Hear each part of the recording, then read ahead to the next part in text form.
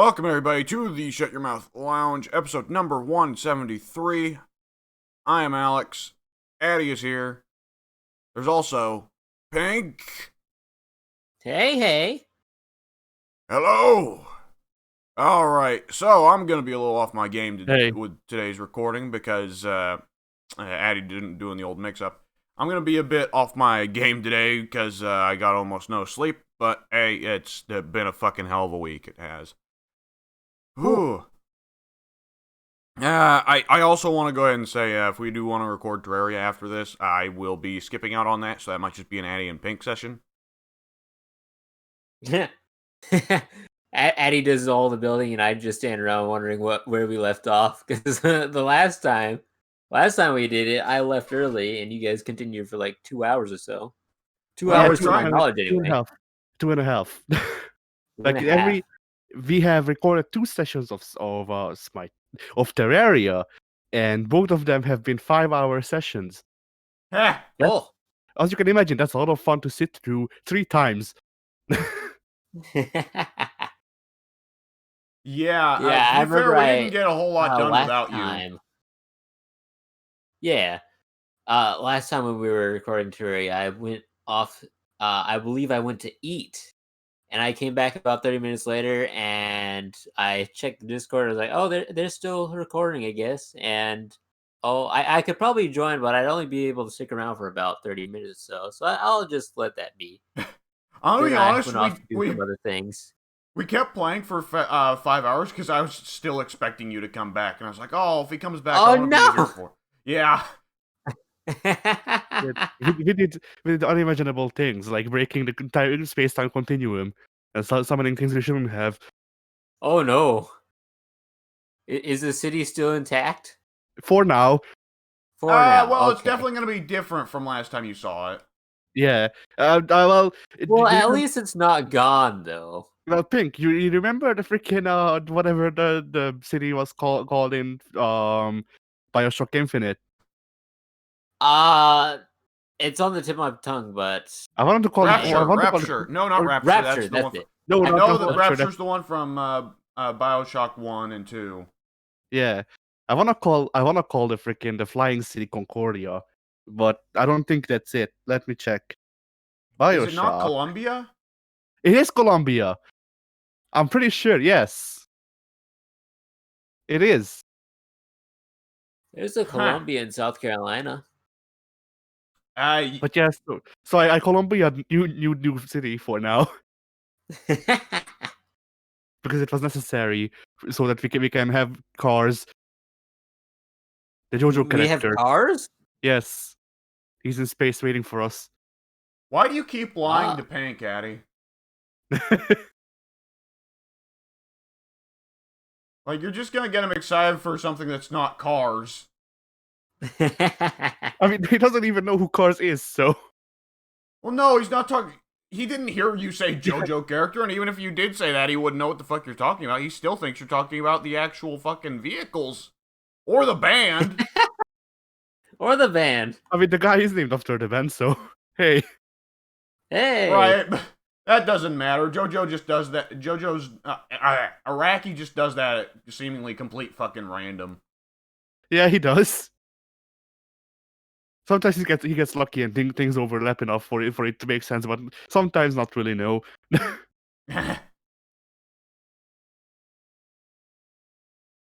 Alright. So, I have nothing coming out on my channel this week.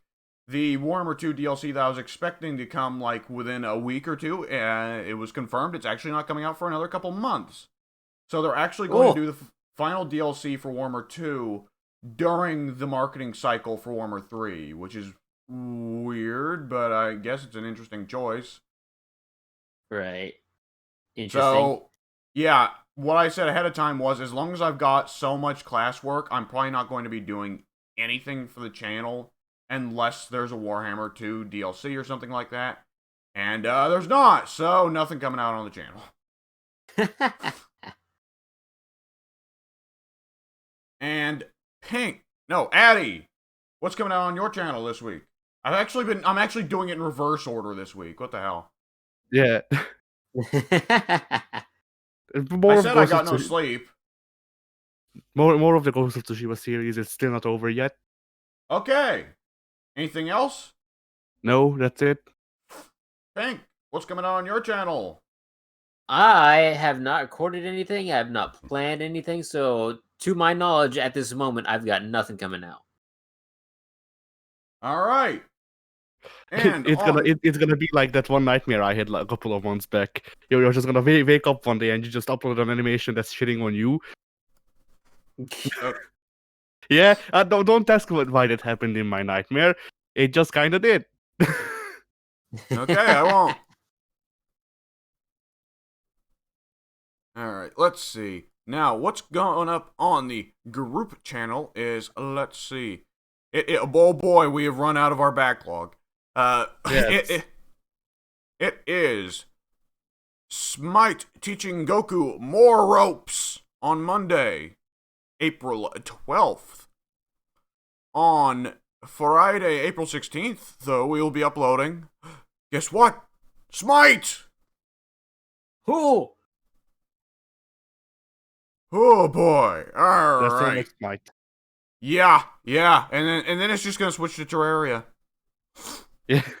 Ah, good segue. All right. So, Pink, what has your week looked like? It has looked pretty bland, to be quite honest. I have not seen the latest episode of Falcon and Winter Soldier. I'm probably gonna do that later today. Hopefully, fingers crossed. Is this the famous one I've heard about with Zemo dancing? That was actually last week's episode that I did not talk about. Yeah, Addie, did you see about that? No. Ah, okay. Well, on accident. Was it on accident or on purpose? But which one was it, Pink? It was not on purpose, but I wouldn't call it an accident. It was quite intentional. So, Daniel Bruhl as Baron Zemo in the latest episode of Falcon and the Winter Soldier dances at a club, but he dances rather poorly while also wearing a black turtleneck sweater. Remind you of something else Marvel did in the movies? Steve Jobs. Not exactly what I was going for. So it's people are basically turning it into a new dancing Peter from Spider-Man 3. Yeah, I figured. Oh man. All right. So do you want to say anything about that episode of Falcon and Winter Soldier now then? Yeah, certainly. So Sharon Carter makes her reappearance. Oh And boy. it's fantastic. Yeah, she's way prettier than I remembered. I was kind of taken aback by that. And she's not like I want to. And she's not like I want to nail my uncle really hard. No, her uncle's not even around anymore. It's weird. Yeah. That's kind of why this series is happening. He's gone. All right. I mean, it's the Marvel universe. That doesn't stop people. That is true. No, She just gets an alternative universe uncle. actually superpowers them.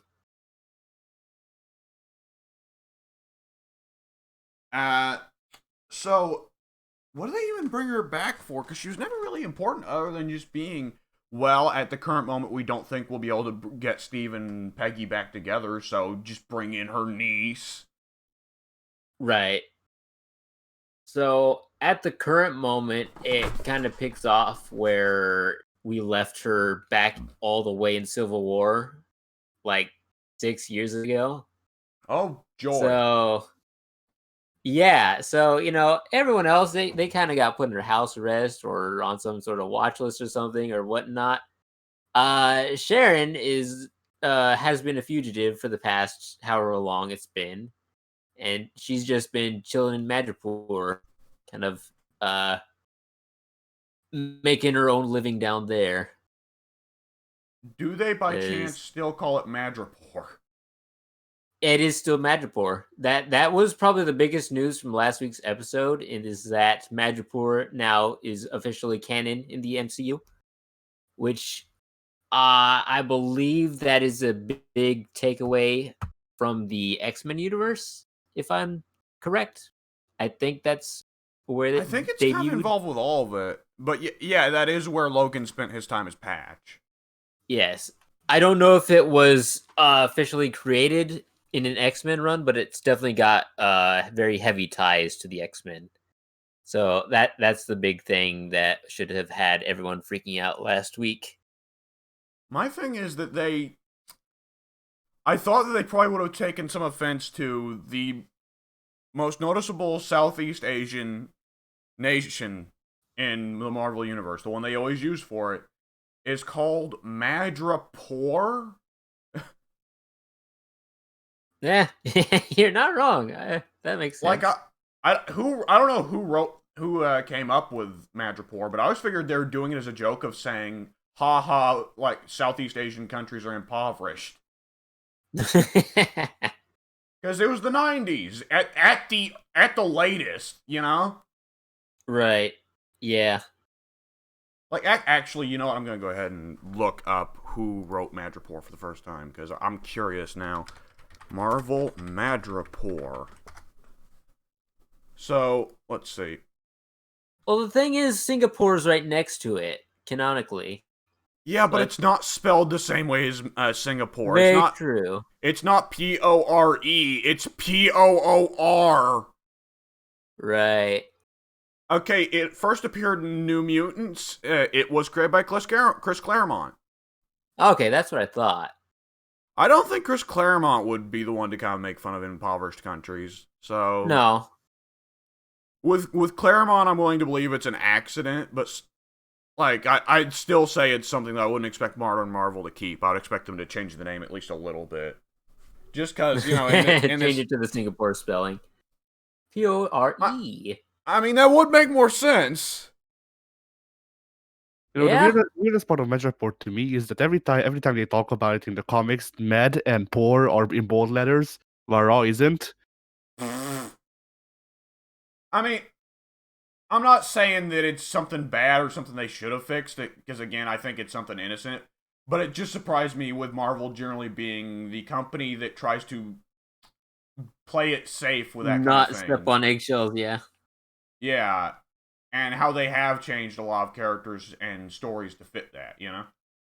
Yep. Speaking of which, how hard do they go on Black Captain America? I want to know, because did you ever read Red, White, and Black? I did not. I don't even know what that is. It's the story that introduced the Bradleys being the first Captain Americas. Or oh shit. I always forget which Bradley was the first, even though I read the comic. Yeah. That would be Isaiah, I believe. Oh no. Isaiah was definitely like the younger one. Maybe the. Oh, you're right. Because it's Isaiah Bradley, then Josiah X, and then Eli Bradley. Yes. Yes. Okay. So yeah, the original Red, White, and Black goes pretty hard on showing the initial experiments to make the super soldier serum being massive fuck ups.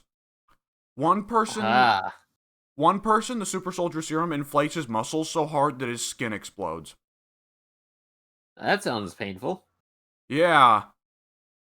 And it also shows when I already forgot his name. When Isaiah goes and fights in World War II without the government's consent, he accidentally stumbles onto a concentration camp, and it's shown. So they definitely can't go as hard in the paint as that comic did, but I'm curious if they went with some of that stuff, you know? Right. They've not really touched up on anything regarding him or that history, so yeah, I don't see them going back to it as far along as we come. I mean, we're already at the over halfway point now, and if they hadn't touched on it within the last episode, then they're not going to touch up on it, or at least I don't think so. And that would be backtracking a bit too much and wouldn't really benefit the current plot or any of the characters in any way. Yeah. We could get a little bit more once they do something with Elijah, but other than that, I don't see them ever going back to that. Have they introduced either of Isaiah's descendants? Not officially. Ah, okay. What do you mean not officially? Is that just like a spoiler thing? Not officially. That means he's had. It can be assumed that Elijah has made an appearance because he does have his grandson kind of watching over him in his house when we Oh, meet Isaiah. okay, I But see. So yeah, it's Elijah. yeah, it's never specified. It's not really pointed out in any way.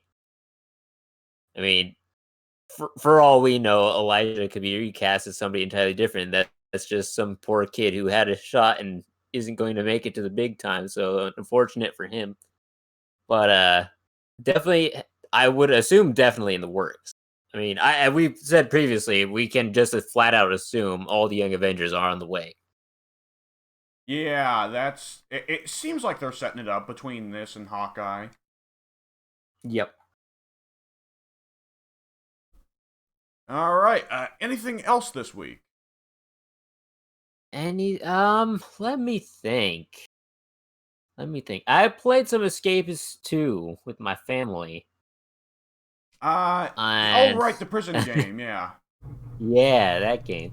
So, my little brother and my little sister, they made it out of a prison, but I wasn't playing with them. But once I joined in, we did a new game, and we have yet to break out. So I'm thinking I'm kind of the weak link in the team. They just spend like freaking 2 hours getting swole. Like when we tried to escape, the three of us.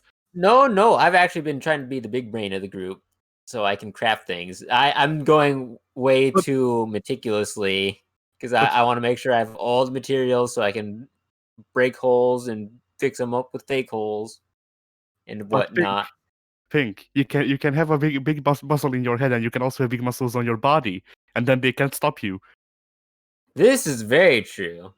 So once I max out the IQ stats, I mean, yeah, bodybuilding is the next step. But for now, I want to learn all the crafting I can. I mean, remember how when the three of us played together, I took down literally all of the cops. It's the freaking Yes. dogs that got me. Yep. Maybe if I get Yeah. smart enough, I can craft dog treats. Maybe if you get smart enough, you figure out how to stab a dog in the neck, so it won't freaking it won't freaking bring you in. Yeah, the dogs were the moment where I was like, actually, you know what? I'm not interested in finishing this game. Yeah, like after we Stupid figured dog. after we figured out that some of the NPCs and the dogs are immortal, like literally immortal, I was like, okay, you know what? I guess I can't have fun with the game. Cause like, I get that it's a puzzle thing and you're supposed to freaking figure out how to get out, but like, I don't know, that just feels like, I don't know. It's an asshole move. It's the best way I can. Yeah, I can see that. It's one of those cases where it seems like a game that's trying to set up like diverse play styles, but it's actually saying no, play the game this specific way. Yeah. Right. Which a lot of games do. It's probably one of the most recurring flaws in game development. Yeah. It's that torture. Dude, I'm playing Red Dead Redemption 2. There's a lot of that to go around.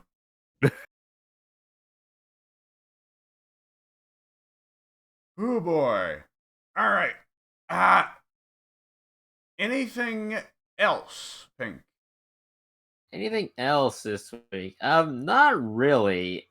I mean, I put in a bit more time with Rivals of Either.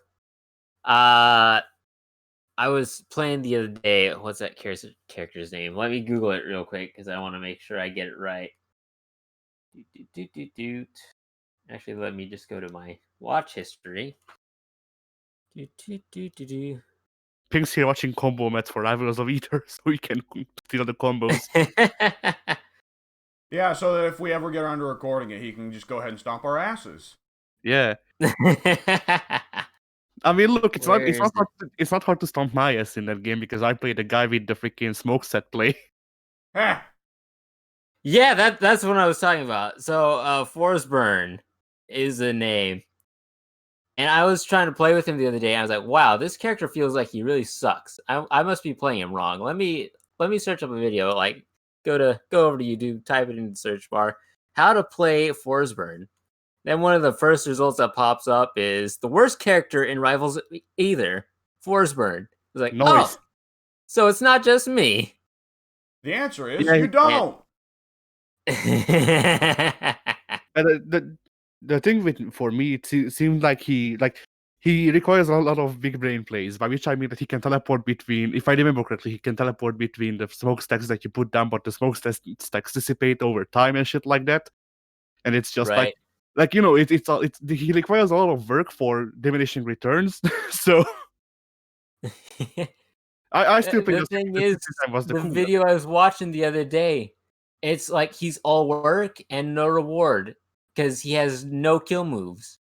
He's got 2, his down smash, and I think they were saying like a backer or something could kill reliably, but everything else no. And his basic smash attacks, they don't knock your opponent away; they drag them in. I So remember a good kill his move. play style is supposed to be heavy combos to get the opponent up to a very high percentage and then off them. But there's no efficient way to off them. I think you can set the smokestacks on fire. That's a Can kill. you? Yeah, I remember that being a thing. I haven't figured that one out yet. All I've been able to do is put smoke down and You can inhale it either you can to you get can lung either cancer. you can teleport between the smokestacks if I remember correctly, but there's also a move where he like blows up or something, and then that sets them on fire and blows the smokestacks up as well, and that's a kill move if I remember correctly. Yeah, I remember playing against an AI and it blew up the clouds, but I haven't figured out how to do that one yet. So yeah, he's basically And like this guy. You've said his name multiple times, but I don't freaking remember. Forest Burn. Force burn or whatever. He's like Venom. He's Rise of Eater's Venom. Yeah. Guilty Gear Venom, not Marvel Venom. Yeah, Balls Venom.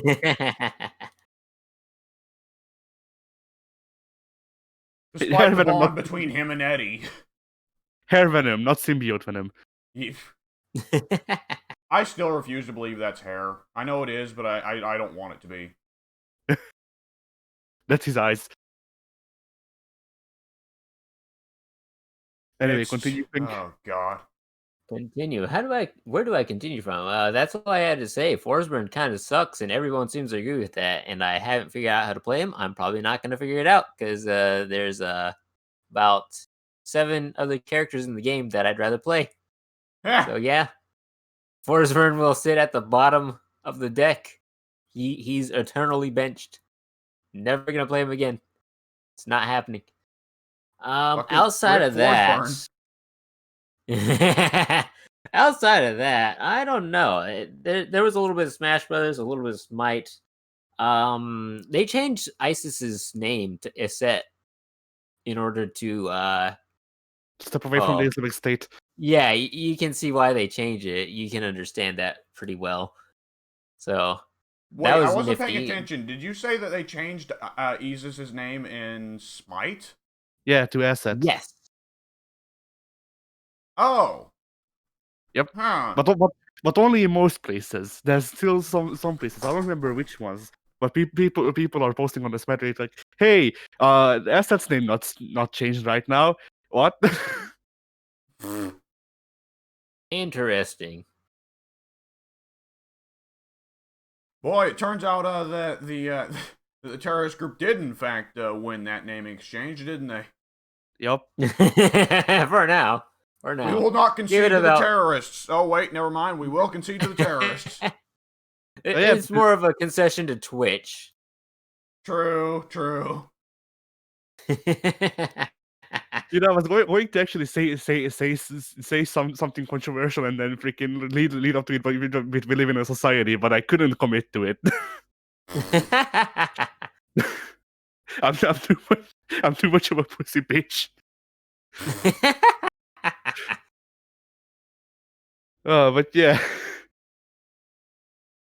Anyway, so yeah, SAT's name is changed because we can just re-record like, I don't know, 5 lines and just force people to say it the proper way of easiest, you know.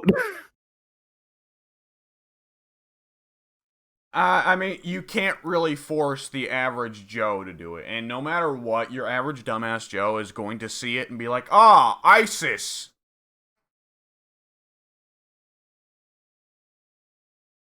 Generally speaking, in any of these kinds of situations, assume that people are going to do the dumbest thing available to them. That's usually the smartest way of thinking. Anything else? Anything else? The only other thing I've done this week is Overwatch, because they've got their archive event running out now. So I've been doing a lot of that with the fam. And it honestly gets me pretty pumped for Overwatch too, because that's supposed to be player versus everyone. And that's what the Overwatch archives events are. I remember PvE. this robot. Yeah. So I was like, yeah, this is fun, but I can't wait for when you're able to customize the ultimates or the abilities or whatnot. Is yeah, that's gonna be really fun. I can't wait for that to come out in 10 years. I'm hyped. I'm gonna be honest. So this is actually the first time I've heard that you're going to be able to customize your abilities and ultimates in Overwatch 2. I'm gonna be honest. I don't like that. It's for the player versus everyone modes only. You're not gonna be able to Okay. do it in the not in the PvP Okay. because that would be broken. Well, what I was about to say was I thought one of the nicest things about Overwatch PvP was that you'd see a character and know what they can do. It's not a thing of like, Yes. geez, what items has he got equipped? Oh no. They've got a tracer, but I don't know if it can teleport or if it can drop a moon on me. Yeah. The David Bowie build Bancroft's talent this time. I don't remember. Moira, that's her name.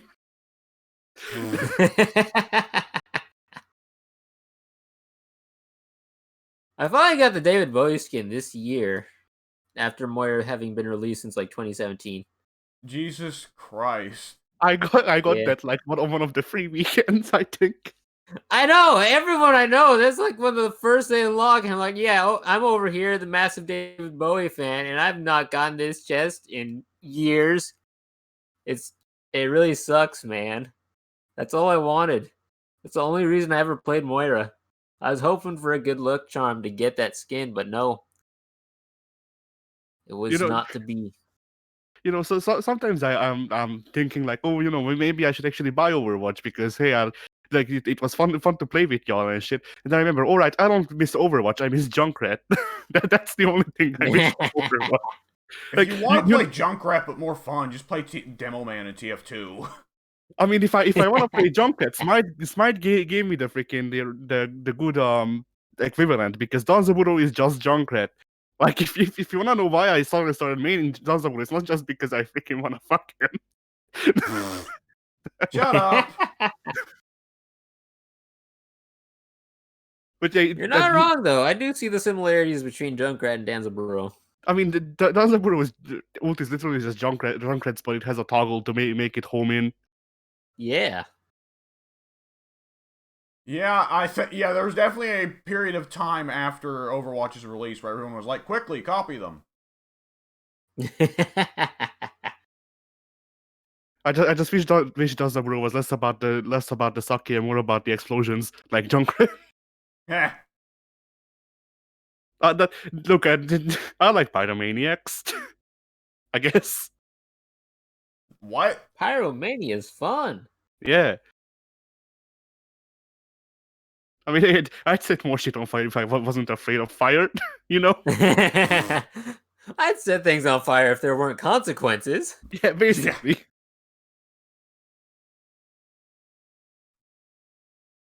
All right.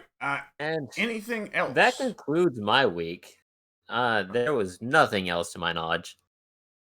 All right. Hang on a second. There's a knock at my door. All right. Eddie, what's It's your week Diva. look like? Nerf this. Suddenly players from Pink's room or Pink's mic. Anyway. Yeah, my week. So I did some more grinding in Terraria. Not a whole lot, just like stuff that I think we could justify. Maybe one thing I will need to look up to make sure we can justify it. But the other stuff I know we can, because I literally just grinded out the dice, all of the dice. Yeah, the dies were something I was not terribly excited to do, but at the same time, I think I had already made quite a bit of progress towards it. But yeah, so I just got like a shit ton of stage plans and all that, and I have all of the dice in the game. Heh. So in any color you want, most variants. Well, because and I say most because like the game doesn't have a color reveal, but it does have a lot of variants in hue, and also like some special dice that give you like special effects and shit. All right. But yeah, that I also grind out the best boots in the game, and that's the thing I'm gonna have to look up to see on the tree whether or not I can justify, because we're like halfway there anyway already. I mean, it's probably really reliant on hard mode stuff. Yeah, that's the thing I need to check which parts of it require hard mode and where. Like if at all, because Yeah. freaking like you don't want to know how many words I had to go to just to get the freaking water walking boots, dude. Because they're Yeah. That's always the problem with making stuff like that, is that it's reliant on stuff that will only show up pretty well in very specific situations. yeah. So that's the reason why I kind of died in the first place, because I wanted to have it just in case. And I mean, if we can justify it, then I'll put it in. Yeah.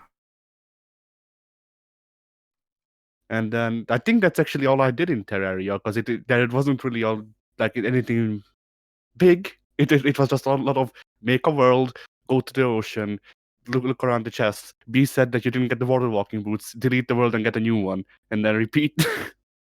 Yeah, I remember doing a lot of that on our first run through Terraria, and there were some things that needed to be done. I remember that. Yeah. For this season, for season 4 of Terraria, I didn't actually put in a team because I wasn't sure what to go with. But all of this grinding has given me the idea that if we do a season 5, for which we might be able to get more people, I don't know, it would be fun.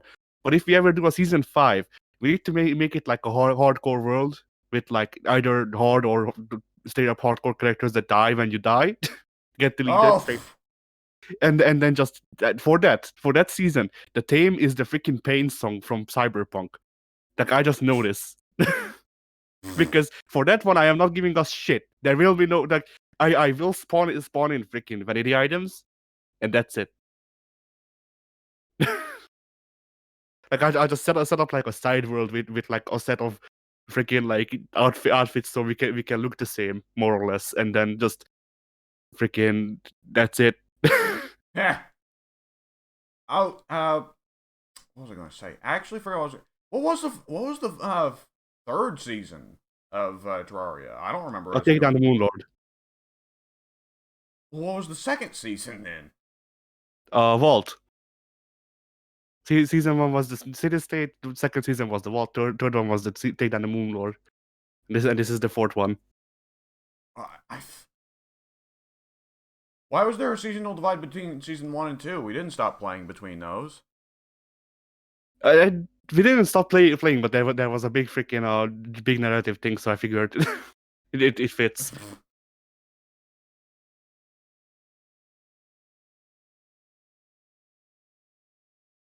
But yeah. What else did I do? I did play some Smite. All right. I'm trying to think of things that are noteworthy, because it's Smite. Yeah. Oh, I had a very nice teammate today. Yeah. That What? yeah. Inconceivable. Unbelievable. Oh, hey, Volcano's online. Maybe she'll come on the podcast. She comes online a lot, man. I don't know what you're Yeah, talking I know. about. I know. But yeah.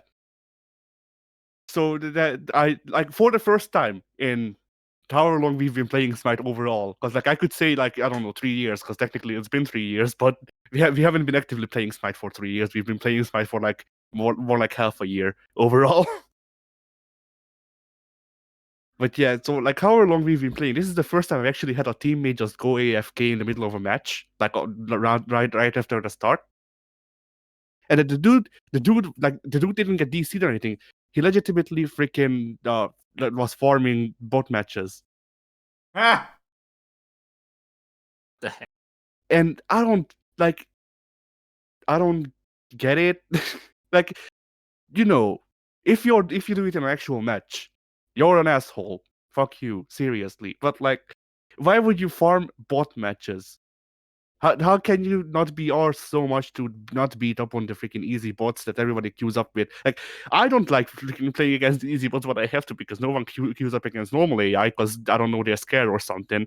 And the normal AI teammates they eat glue, so if I'm not on a day where I can hard carry, then the game is lost before I freaking load in.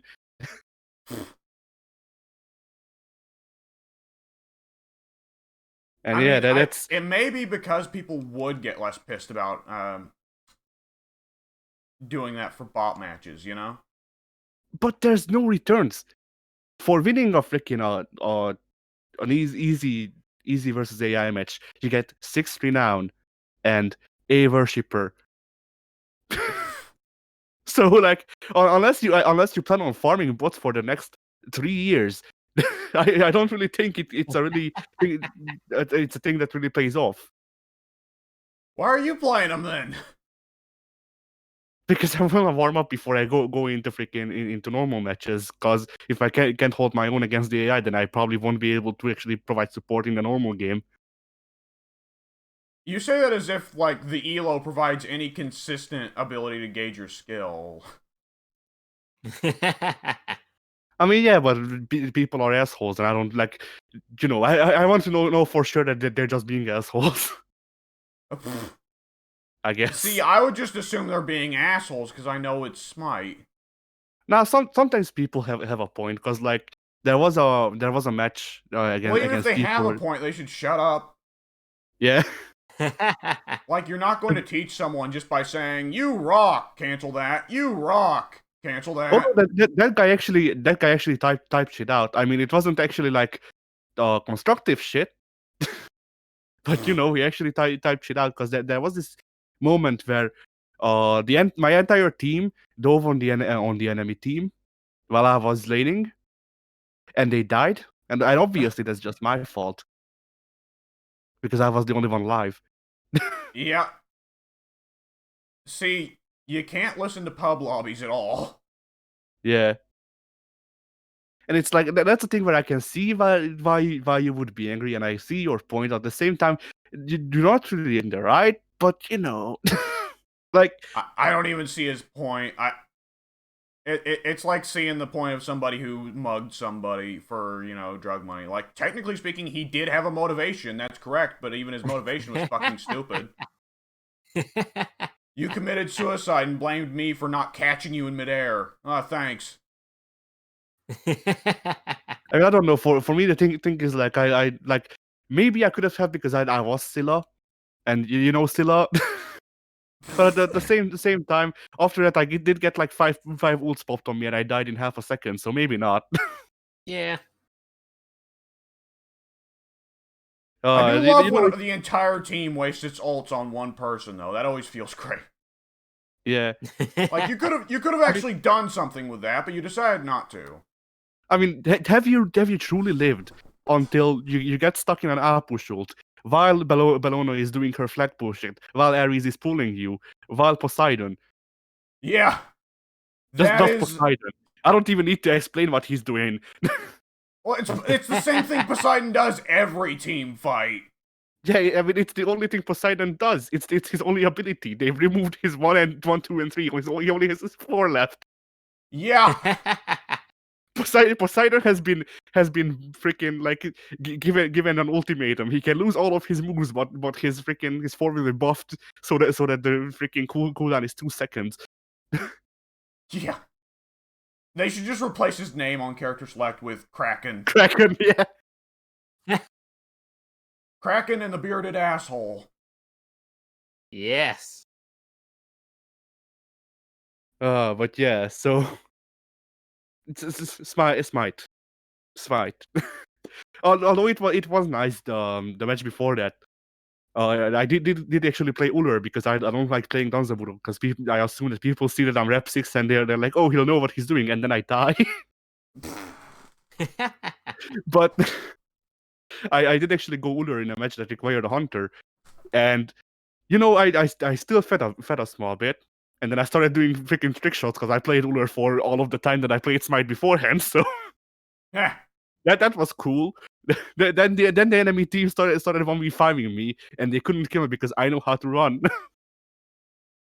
They killed me twice, I think, in that match. Yeah. So that was really really funny. I also like playing Fafnir for the same reason, because when you play against bots for long enough, and if you don't like, there are days where I just don't go playing against people because I don't feel like I could actually provide proper support and shit like that. So you get used to doing things like jumping over the entire enemy team to try and get a straggler as Fafnir, and then all of the enemy team turns around and starts hitting you, but they don't do damage because you're Fafnir.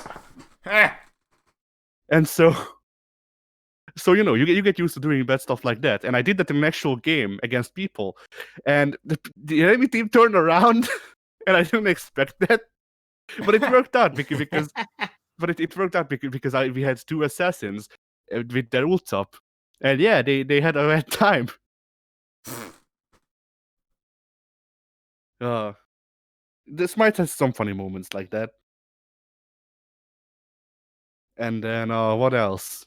I did start working on a bigger-ish picture, I guess, on drawing one. So All right. this is probably something I have extracted what is done of it, and this is something that neither of you like. I feel like some of this will fly over y'all's head, but so I am working on a picture of King Arthur and Excalibur, Okay. and yeah, Oh, from Sonic and the Black Knight, right? well, yeah. So Sonic is from that, and then Excalibur is from Soul Eater. Because hey, Ah, I see. Okay. What is the little guy? Excalibur, it's the sword thing. Ah, It's the actual sword that is the lore.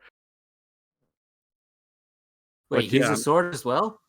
yeah. So he's from this anime where swords are people, and people just some people are born with the ability to turn into weapons, and he is literally Excalibur. That thing is Excalibur, Ah, and he's one of my favorite characters because it's this thing where he is the sword of legends, and every weapon strives to be like him, and if you pull him out of the sword or the stone, then you get unimaginable power and shit like that. And he's actually really easy to pull out of the stone. He's just very annoying, and that's his character trait, that he showed like multiple people during the series. There's these like side episodes where people just go and try to retrieve him to be very very big sword masters, and they just can't take him for more than a day. Yeah. Then the series progresses, and then they jump the shark, and the big bad is revealed, and he actually becomes a serious character, like a more somewhat of a serious character, I guess. And yeah, he's kind of ruined, but then that's just the end of the show. I wish Soul Eater's ending wasn't shit. I wish Soul Eater not didn't exist as well. Oh well. All right. On And that note, yeah, go ahead. anything? Okay. For doing such a big picture, was there anything particularly that you wanted to just say for like learning how to draw? Oh well, for the character art, I know that like still the things that are having issues with like the anatomy and shit, because you're not supposed to like freaking do chibi shit and stuff like that, and Excalibur is pretty much just a chibi design while you're learning anatomy. The thing that's going to be an issue for me though is the backgrounds, because I don't do backgrounds that well, because nobody does. Well, okay, let me rephrase that. Nobody who is learning how to draw does backgrounds well. Yeah, backgrounds. Nobody likes backgrounds. That's just the deal of it. Nobody wants to draw backgrounds, but it is a very similar thing with everything else you draw. That the more you do it, the easier it become, and the easier it will be to not draw backgrounds. Yeah. The days of landscape artists have long gone by. Oh yeah. I mean, for some people, I guess that could be something they're very passionate about, and that they just absolutely love drawing backgrounds. That there are actual illustrators who work in television whose entire job is, hey, draw some backgrounds.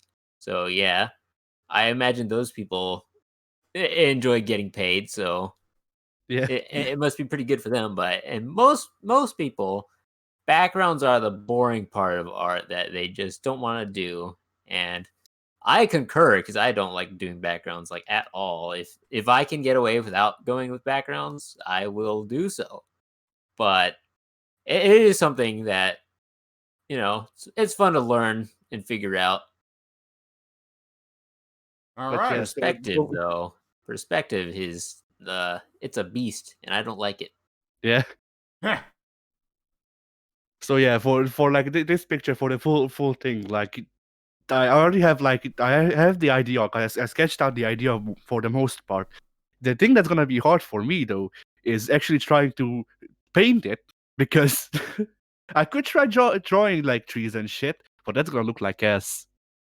So so Trees, I highly recommend you learn how to draw trees because once you figure it out, they're easy, and those are easy backgrounds. true. For the backgrounds, it's find what's easiest to draw, what's easiest to from far away. It looks like a background, so it must be a background. Yeah, do trees, tall grass, shrubbery. Just splash some green on the page, and boom, you're done. It's magical.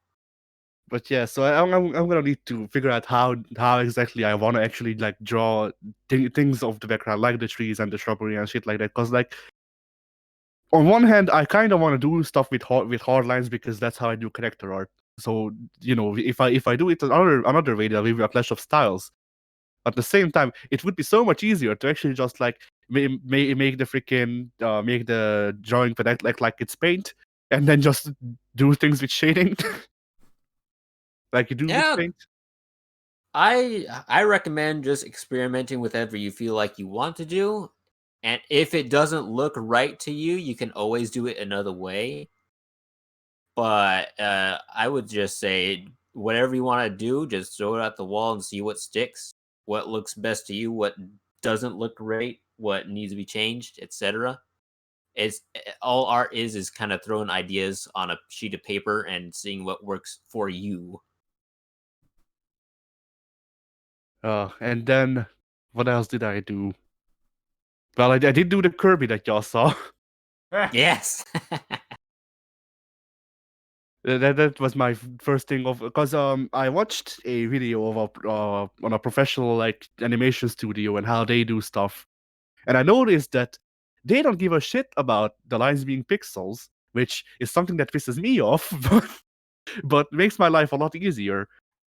So I've been trying to see if I can do stuff that I think looks okay to good, again with like proper hard lines, and then freaking going from there, because I did switch over to using a lot softer lines and stuff like that, but that makes it so I actually have to color, and coloring is not my forte. So yeah. All right. And then the other thing that I did is I think last week or the week before, I freaking said that I was working on, well, keeping on topic, chibi stuff, which I shouldn't be working on yet, but hey. rules are meant to be broken, and my art will suffer for it. But Wait, there's still anatomy in chibi. I mean, No, yeah, nobody's but putting a much. gun to your head and saying learn anatomy or die. It's like no matter what style you go for, even if you were to do something like a One Piece, which tends to be very noodly in its anatomy, you're still gonna pick up the basics of what goes where. Yeah, that is true. But yeah, so I've been trying to like get JB stuff together because yeah, and this is like the next iteration of that. I only did one this time because hey, this took me like 4 hours to make, and it's still bad. But it's better. It's better, and that's what Yeah. matters. Yeah. Like the head is a bit too big, but hey, that's for the next drawing to fix. And that's for the next iteration. Precisely.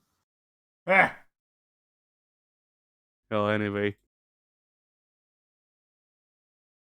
So yeah, what else did I do? I don't know. Uh, I have noticed this weird thing. Okay, that I guess that's the thing I close on. So I have noticed this weird thing where um okay, oh yeah, this ties into Terraria, right? So I guess I go back to that for a small sec. So yeah, I did more searching on the freaking the Terraria workshop because I would like to have mods. Like Ah. if I own it on PC, then I might as well get mods. And Yeah, absolutely. I'm only getting the stuff that is necessary. Freaking like boss health bars that show where the I don't know, like I think it's 10% marks of the health are. Freaking Yeah. giving werewolves proper tails. The furry mod, Uwu. That's the last one. There legitimately is a mod called Uwu, and that's the thing I wanna talk about because it exists. So as you'd imagine, it literally just changes the text to be the freaking the furry speech, and I spent 10 minutes laughing at Mini Shock. I don't know why, but it's the funniest shit to me. And on one hand, next time we play Terraria, I might leave it on just so I can laugh a lot. On the other, I do have this thing set up where I don't like the reason I don't do freaking stupid ass furry shit in the videos, or I do like a small amount of it, is because I've decided that unless I can give a good reasoning as for why freaking why I would do it, like it being in a game, then I won't do it. But it like all I'm saying is I don't trust myself. Well, that's a nice thing to say. Yeah. I mean, look, it's baby steps. At least I don't hate myself anymore. Like there's days when I look into the mirror and I'm actually like, maybe I'm not that bad, and that's a good step. Yeah. Yeah. But for some reason, it's like, and that's the thing I was initially going to talk about is that I have noticed this thing where like the effects of depression are still lingering, or like I still freaking I things that would otherwise be caused by it happen, but at the same time I don't actually feel depressed. Like I don't feel that sense of emptiness anymore because for better or worse, the freaking hole is filled with furry shit. And it is very peculiar, but hey, I mean, I guess if it works. uh, so yeah, that's my week. All right. On my week, it's mostly been a lot of fucking schoolwork. Because, turns out one of the classes that started last week thought they would go easy the first week, which, hey, that's nice enough, but how they went easy the first week is the problem. Because they moved So apparently that class is supposed to have, literally 2 weeks worth of work every week, which is saying something because that a week's worth of work in that class is like 3 or 4 assignments. So it's supposed to be like 8 assignments a week, but they decided to take it easy that first week and push the assignments and stuff back. So this week in that one class, I've had to do 12 assignments, and also my 2 regular 16-week classes both also had papers due this week. So yeah, I haven't. Ooh. Yeah, I have. I've got almost everything done, but there's a lot of stuff I'm gonna have to do once this recording ends, and probably also do tomorrow. What else was there? Let's see. For other stuff that's not related to video games or movies, I just yesterday was getting ready for a Zoom call for class, whatever fucking thing, And my door pretty well got kicked in. And they were like, "Hey, you've been signed up for vaccines. Put on fucking clothes, get in the car, let's go." So, yeah, because I live in North Carolina, I guess, has more anti-vaxxers than they expected or something like that. The vaccination facilities are kind of getting underworked right now. My dad went in to get his second shot of the Pfizer vaccine, and there was, you could tell the place was at half capacity. So he just straight up asked, "Hey, there's no one here. Will you guys just accept walk-ins?" They said, "Yeah." So the rest of us all went. Oh no, go ahead. Go ahead. I'll say the joke after it.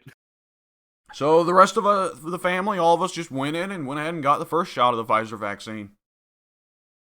Nice. But yeah, what I was going to say is that, like, in a couple weeks, if people keep this up, then the doctors will just start walking the streets with shotguns filled with the vaccine.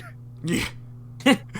I think in some locations they've actually more or less been doing that. There are people who go to door and be like, "Hey, you been vaccinated yet?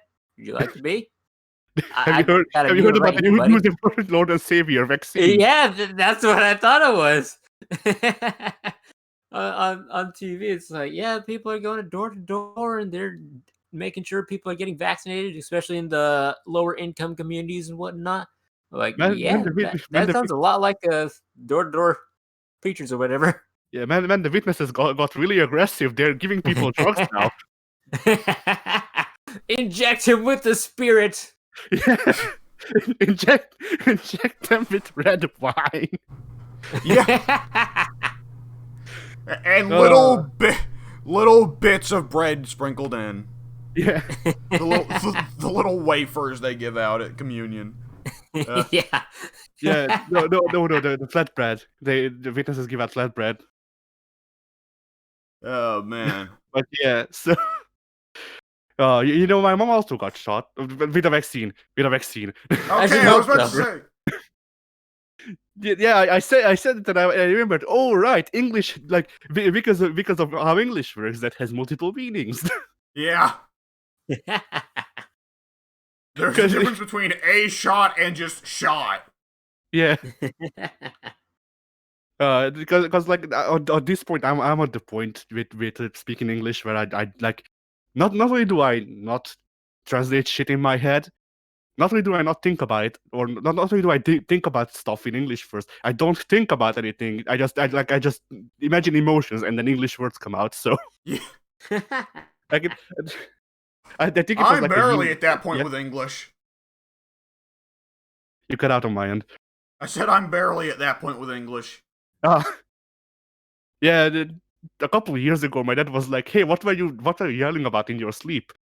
And I was like, "I was yelling in my sleep." Yeah, in English. So we may never know. I think you were yelling, "Loki is coming around the rear. Get your ults ready." Who knows? Apparently, I wasn't cussing though, because freaking like cussing is the only thing that my family knows how to do in English. So hey, that's the only thing they need. Yeah, I mean, that's what you get from living in proximity to the English, I guess. Yeah. Speaking of that, like just to freaking to prove my point, I guess. I don't know. Like my sister, my middle sister, not the oldest one. My middle sister, freaking like she only speaks one word of English, but that word is the C word that the freaking the Australians like to use. Why? I don't know. Like, no, I actually know because she told me recently that she looked that one up specifically, and that's it. That like even though they teach English in the schools, she didn't even pay attention. That's the only thing that stuck when she once looked up that word. It is of vital importance that I am able to name this part of the female anatomy. And in this manner. Yeah. That's the thing. Like I want to say it in the way that is very vulgar in America, and then normally in Britain, and friendly in Australia. Friendly in Australia.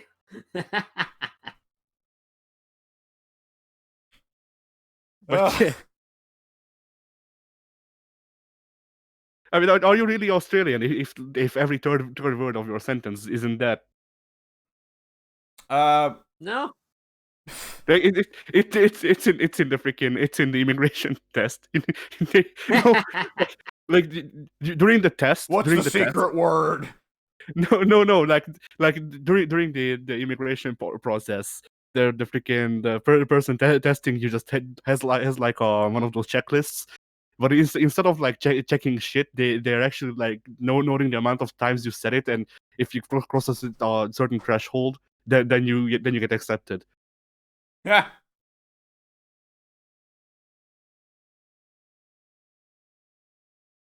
Uh, there's also a word quiz like what are Barbies and tongs? How do you pronounce razor blades? Yeah. What's Razor Ramon? Is this a knife? And then if you can't pull a sufficient enough sword, then they don't accept. You failed that question. Who is the prime minister this week? This week. I mean, that's not a joke. It's actually that bad in Australia.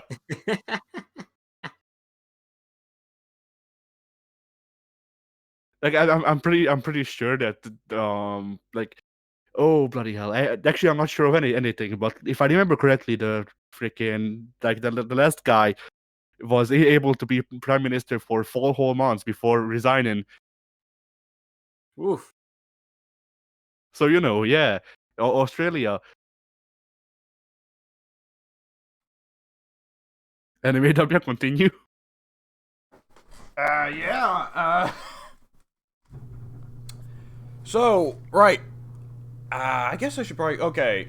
So, yeah, there's two relatively big things I want to talk about this week, so I'm going to go ahead and do them last. So, let me go ahead and get this one out of the way. PS Now on PlayStation did go on sale for $1. I went ahead and subscribed to that, and then, like, a couple days later, they added Avengers to it. So, I'm getting to play Avengers proper rather than just the trial. I gotta say, it's not as fun as I remember it being during the beta. Mm. It's definitely, the game still got very noticeable flaws. There's a lot of stuff that is just like, why would you do this? Like, why is it that enemies, if an enemy starts an attack, he can just ignore all hit stun? Yep. Like, it's really a game that does not know what it wants to be, you know? Because it wants to be Yeah. Destiny, but it also wants to be God of War, and it also kind of wants to be Devil May Cry. And it's like, But it also wants to be Destiny. yes, I think there's a... I don't know, because there's so much of it that is... You can tell there's stuff where they actually really cared, and then there's stuff you can tell that was mandated by the board, right? Yeah. Right. We hear the kids like to collect loot.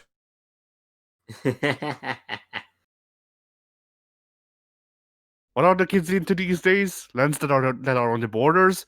Ukraine? Oh man, look, it does.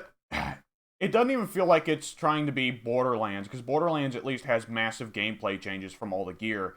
The gear in Avengers changes less than nothing. Oh, nice. Legitimately, what it is, it's got Skyrim's hard auto leveling system. So, like everything that you pick up doesn't matter because the enemies will just match the stat change. Ooh. I see. So don't play the game is what you're saying. It's not worth it. If you're wanting to play it as an RPG, don't. What is it? What is it with big companies trying to freaking to turn shit into RPGs or like just make new RPGs? Skyrim sold gangbusters. That is why. That is all why. Skyrim sold gangbusters, and people put an inappropriate amount of time into Destiny and GTA Online. It's really just that simple. Yep. Because like freaking Assassin's Creed fell into the same trap because in Origins they patched the hard AI leveling into the game later, so you can still turn it off if you play the game now. In Odyssey, you can't. And in Odyssey, the gear is practically useless because when you're under level, well, you do like 2 damage anyway, and when you're over level, well, you do like 12 damage anyway. So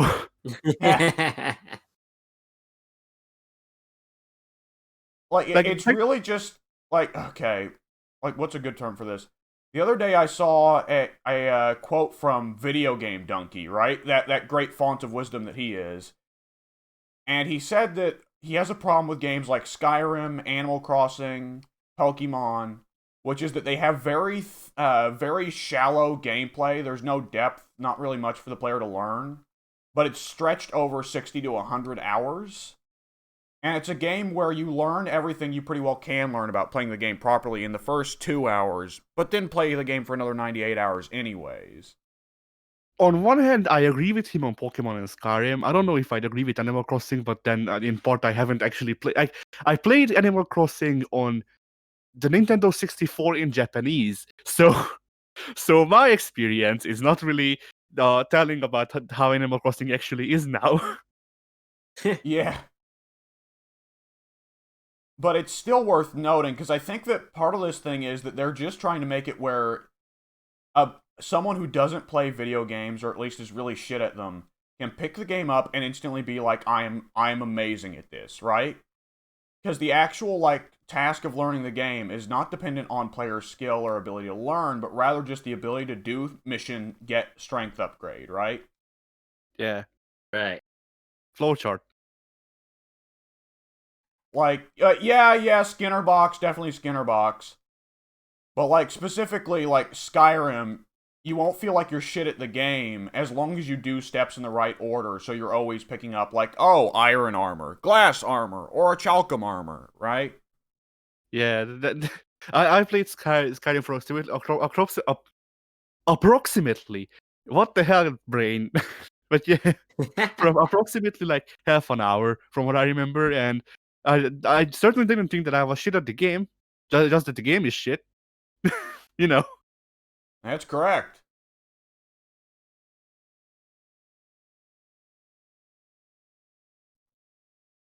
It's so the trouble with Avengers though is that it fails to do that completely, because the game is nonetheless very skill dependent, and you have to be very precise with your dodges and parries in this game. Like I've played, this is gonna sound like such an asshole brag, but I've beaten Dark Souls, I've beaten Devil May Cry 3, and they're not, easy games. And I still screw up dodge and parry timings in this game constantly, which admittedly is partly because the game is actually very strict with its cancel windows, but it's kind of one of those games where you got to input cancel before your move even starts if you want to cancel your moves into dodges and parries, right? You get what I'm saying? Right. Yeah, and I mean, sometimes it's not even your fault. There's actually something I did this week that I forgot about, so I guess I'll come back to it later. But I've been playing Assassin's Creed Syndicate recently, and in that game, I have played the game enough to know this. In that game, the combat mechanic is just straight up so busted that sometimes your parries just don't register. I'm not kidding. So maybe it's a case like that. I don't know that it's necessarily that in the case of Avengers. I mean, if you played it with the online thing turned on, then I can imagine it being like I can imagine a thing between the server and the client side clients doing that. But I'm not playing online. Oh, then I don't know. Like, I think it's just that the way they built cancels and stuff is how it feels to me, because it definitely seems to occur more so when I've just started an animation and I try to cancel it and it just doesn't cancel. Like, I think it's just like, kind of like that, yeah. Which is also kind of the result of this game being such a weird hybrid of so many parents. Because like I said, it was clearly meant to be Destiny at one point, but they also clearly intended it to be God of War 2018. God of War 2018 is heavily inspired by Dark Souls. Dark Souls does not let you cancel attack animations. When you start an attack animation in Dark Souls, you are committing. And so but there's also so much that's like even more crazy than God of War with the enemy attacks and combos and things. So it starts to feel like it goes over into Devil May Cry, right? Which is a lot crazier with that kind of thing. Yeah. But you've pretty well got the offensive capabilities of Devil May Cry, though with a bit worse, but the defensive capabilities of God of War 2018, right? But also kind of worse. Because God of War 2018, there are big rewards for parrying, and parrying's not that hard. In Avengers, there is so much going on screen at any given time that you will pretty well never get parries off. It's just safer to dodge.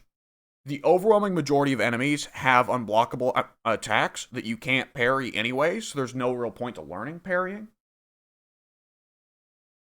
And a lot of the characters, there are some characters that get bigger rewards off of parrying, like Hulk. Why Hulk would be the character that gets the biggest rewards off parrying, I don't know, because that doesn't make sense for his character.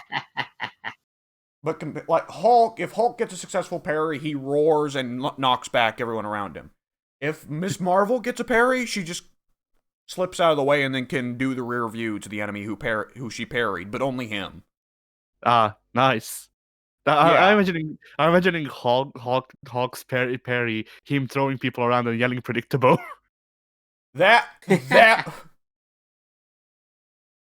could you imagine if that actually did that?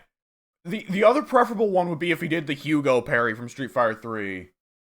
Like I'm just like I'm not even imagining a proper grease parry. I'm imagining Hulk just like catching a guy's head, fist in his hand, continuing to grab the guy with his hand, and then just throwing him over the side, yelling predictable. Yeah. That's honestly, when Hulk is having one of his more intelligent days, that is totally something he'd do. Like, Pink, could you not see Grey Hulk doing that? Absolutely. And he'd be even meaner about it because he's Grey Hulk. We need more fighting game references in our video games. I want Kiryu to be doing freaking gigantic pressures to people. It's rather bizarre that this game features so few, if any, Marvel vs. Capcom references, honestly. Especially because, like, the game is clearly, like, they shut down Marvel Heroes to make space for this game, obviously, right? So there wouldn't be competition. Yeah, right. Marvel Heroes was loaded with Marvel vs. Capcom references.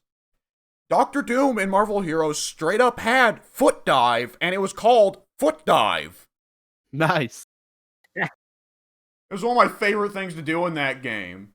Oh my god, I hope to God that someday someone is able to do, like, you know how someone was able to revive City of Heroes with their own, like, servers? Yeah. Yeah. I hope someone's able to do that to Marvel Heroes one day, because that game was so fucking good.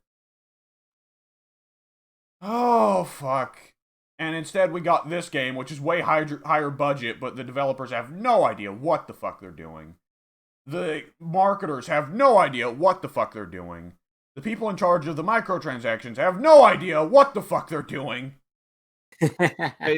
Honestly, like the way you're describing this game, it sounds like Square's For Honor. Yes. And like For Honor, you can tell there is passion for some of these folks, you know? Yeah. And there's no one I pity more than a development team that's really trying to make something, and the board just screws it. Yeah, And like, then the publishers come in. yeah, I mean, publishers aren't responsible for everything bad that happens in game development. And my understanding is that, yeah, like the first, like part of the reason that Avengers is so fucked up is because the director of the game initially, for like the first 5 years of the game's like 6-year development, was a fuck up who didn't know what he wanted out of the game. Oh. And like that's not the publisher's fault. Well, arguably it is the publisher's fault because they should have hired someone better for the job, but that's another thing, right? Yeah. Right. Like the microtransactions, you can tell are probably their fault unless it's an EA situation, because EA famously does not mandate microtransactions. It's just that EA has such ridiculously high standards for profit that microtransactions are just about the only way to hit them. And EA has a bad reputation anyway, so if you're a developer working for EA, then like you'd pretty well say, fuck it, just go ahead and throw in microtransactions. They're gonna hate us for whatever we do anyways. Yeah. Yep.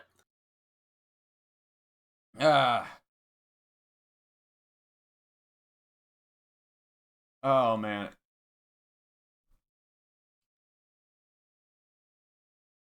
What? I guess I don't have anything much else to say because I haven't put too much time into it because most of my time this week that I have had for free time has been devoted to other things. But okay, all right. Let me go ahead and Addy, what did you get reminded of that you'd done this week before I hit my week? All right. So, I did start playing through Assassin's Creed Syndicate once again because I have nothing better to do, and that's literally the reason. I looked through my games library, and most of my games library is, hey, here's the freaking here's like half of the Assassin's Creed series and fighting games and Yakuza, and that's basically my PlayStation library without PS Plus. And yeah. I mean, I've always said you've got certain types. Yeah. I mean, because the thing is, for the longest time, my PlayStation was the side console that I bought shit that I didn't have on the Xbox and also Assassin's Creed because I'm a completionist, and that's like to me, like I got a sense of pride from freaking looking at my games library and having all of one series in one place. I don't know why. Yeah, I've certainly experienced that. It bugs me that I own the entire Dark Souls series, but all on different consoles. Yeah. I have Demon Souls on PS5, Dark Souls 1 on Xbox 360, Dark Souls 2 on PC, Dark Souls 3, Bloodborne, and Sekiro on PS4. Nice. Yeah, I have a similar thing, because technically I own all of Assassin's Creed, some of it twice over, but like I can't play the Ezio collection, for example, because or Rogue because my Xbox is broken, and so like it was on sale, and if I had money, I might have bought it. But at the same time, like, do I really want to pay for the third time for the Ezio games? Like, sure, I love them and shit like that, but like I legitimately can't do the Brotherhood anymore because I'm too bored. I know the game too well. I can't play it anymore. Like, if we recorded it, then I could probably play it again because then we could shoot the shit and stuff like that. But I legitimately cannot play Brotherhood anymore for my own enjoyment because I know the game too well. I gotta say, I don't think I have a game that's like that, even though the ridiculous amount of time I put into Dead Rising. Like the only things that I haven't gone through many times, so it could be I could have forgotten a lot of it and stuff like this, is the DLC with the Da Vinci Disappearance and freaking Bonfire and Vanities. Oh no, wait, Bonfire and Vanities is Assassin's Creed 2. Anyway, yeah, the Da Vinci Disappearance, like that's stuff I could probably freaking have fun with again, but at the same time, like while I'm there, I would probably want to play the game again, and I'm just like I load it and I'm like, yeah, I sure know literally like all of this map. And like that's cool and all, but like you know, like I've done most things that I wanted in at least one of the playthroughs. So there's not really many things for me to do aside from play through the story again. And I know most of Brotherhood's story. Even if I don't know like literally all of the lines and shit like that, I know what happens good enough. But Ooh. yeah, similarly, Assassin's Creed Syndicate is a game that I have played through 7 times. I think this is, which like Would you say that it's your favorite of the post Ezio years? no, I've played through 5 to 7 times of most of the games that are not 3. Oh. Well, actually, I think I don't think I've played through 3, 4, or Rogue that many times. But Rogue was less because I didn't like it, and more because well the Xbox broke. So Yeah.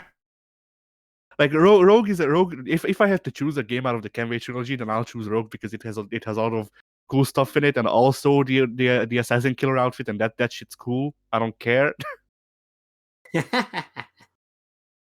But yeah, it's also the shortest one, so I don't have to sail too much. Ha. But yeah, the Assassin's Creed is the series. But like, I like Assassin's Creed. I've thought about buying freaking Valhalla secondhand just so I will know the story because you know despite me being spoiler boy that doesn't care about spoilers. If I don't want to spoil myself on something just out of spite, I can, and I still don't know what the hell happens in Valhalla. Ha. And Templars so make video game Templars bad. I yeah. guarantee you. All right. But yeah, like I thought about buying freaking Valhalla because I want to be I want like you know the part of me that makes reviews and shit like shit is bugging me. Like you know you can't say that the game sucks because you haven't actually played it, and so how is your opinion well researched? And my opinion is very well researched because I have played the last 2 variants of this game, and it's just a new coat of paint. I know what the game is, but Ha. you know, uh, and yeah, Oh. Syndicate, yeah, No. Go ahead. Go ahead. I'll get it later. all right. But yeah, so Syndicate is a game where I had like something that y'all wouldn't know, I don't think, because you didn't play through literally all of the series. But Assassin's Creed, like obviously, Assassin's Creed started having RPG like elements in 2, and that those things got ramped up more and more as time went on, which is how people justified switching to RPG altogether, which I don't agree with, but you know, it's an argument, I guess. And that is very true of like the last gen now less gen games. And that is actually one of the things like you know when I think of Assassin's Creed that I'm increasingly like you know maybe the game should have stopped after 3. I think it would have been fine. It probably I mean maybe Revelations even just make Desmond die in a coma honestly Ha. because three wasn't great. Three's writing was bad in freaking in the main story like okay three's writing might not have been bad because I don't know because I haven't paid too much attention last time I played through it. But Tree's characterization was certainly bad because I still think of Connor as a plank of wood, even though I know he's not because I played the home sandwiches like 5 times. But you know, uh, but yeah. So Syndicate has a good bit of RPG elements like level locked areas, and so I did a W this playthrough that I like having the last 4 playthroughs. And the second I got it spawned into the open world with the ability to just go around, I went, you know what? I see the story mission, and I'm not gonna. So instead, I literally hit up the best grinding spots in the game because you need 1,000 experience points to get an ability point that you can then spend in your freaking in your character tree. Because hey, RPG, Yeah. yeah. And I hit up the best grinding spot that is not Oz level locked that I could still deal with at that time. And just freaking grind. Like I spent basically all of the week grinding shit, and I'm still not done. That's the best part because Oh. instead of yes, so here's how Syndicate's leveling is set up. So I think you start out on level. Well, you start out on level 1, obviously, but I think they immediately give you enough points to level up to level 2, or you need like one more. I forget. But after that, shield gets ramped up, and I'm on level 7, and to get to level 8, I need to spend 15 more points to actually level up. And there's actually not that many abilities. Abilities just start costing more. The end level abilities cost 6 points each. And here's the thing. So every level you get, or I don't know what to call it, every cycle, I guess, you get one ability point for 1,000 experience. Now, the best way to farm experience is through fight clubs, which I used to do for fun, but they stopped being fun after the second playthrough, and you will figure out why.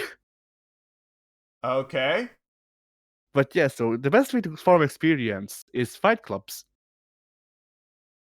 And there's a couple scattered here and there. There's one for every level, I think, so that you can just grind that if you want. But like the amount of experience you get is the amount of experience and money they give out is screwy, to say the least. So instead of it, being a constant thing of like, okay, so here's the small the level 1 or level 2 fight club that gives you a small amount of money, a small amount of experience, and then the level 3 one gives you a bit more money and a bit more experience. Instead, it's, hey, here's the level 2 fight club. Don't even bother.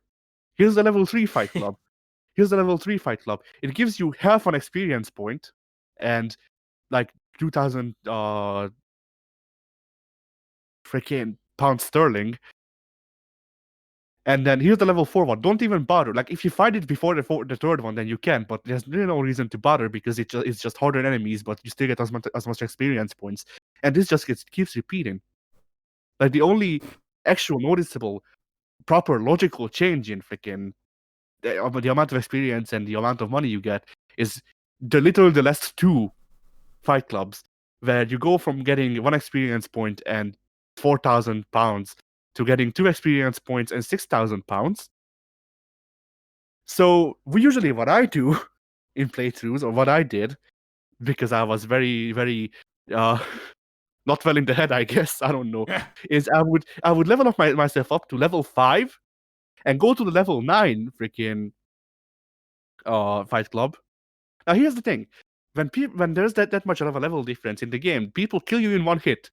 So I would zero shot all of the freaking fight clubs and just grind that shit out like that. And things were faster, I guess. I don't know. I don't remember that much. But because the fighting mechanic sometimes glitches out and you just can't block, or you can't parry. Blocking doesn't exist. You can't parry sometimes. You would just die. And this time I was like, you know what, maybe I shouldn't do that. So I grinded things out properly, but that didn't really speed things up because, like, for some of the things, it's I don't freaking I didn't do the math, but I really should have. But it's things like, okay, so I need to spend 15 points for this next level up. So I need to do the fight club 30 times.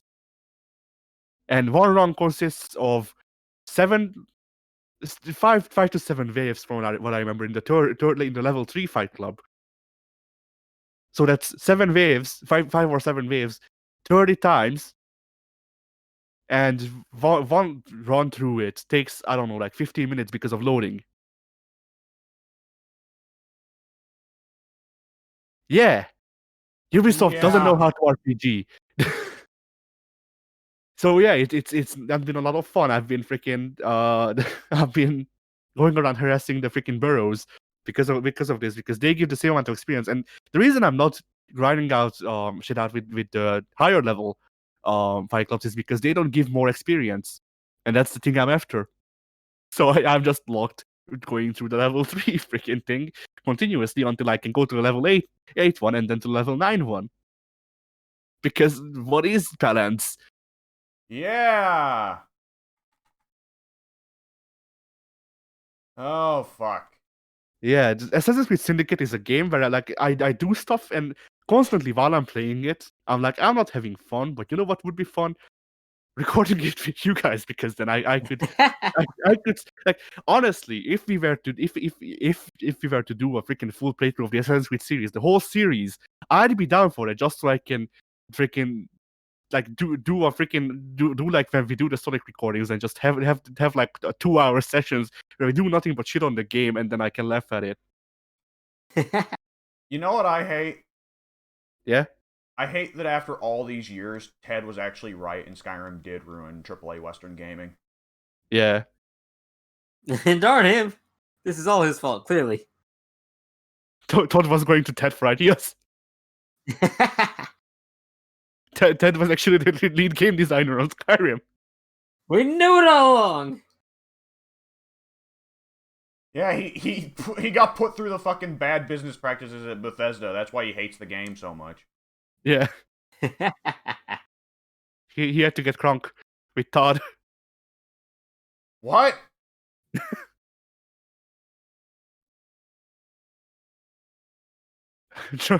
Todd took him out to the bar spot and clipped through the ground.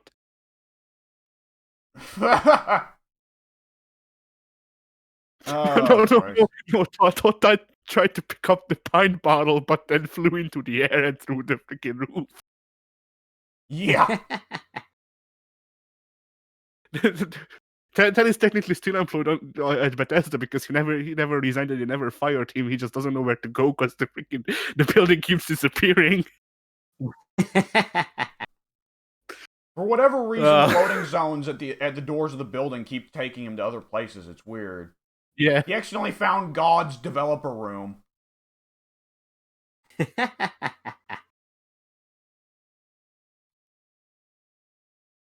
It's weird seeing like the cut content from real life. Like at some point, we were able to shoot lasers out of our eyes. It was nuts. Yeah, I mean, where do you think they got the idea for Superman from? Yeah.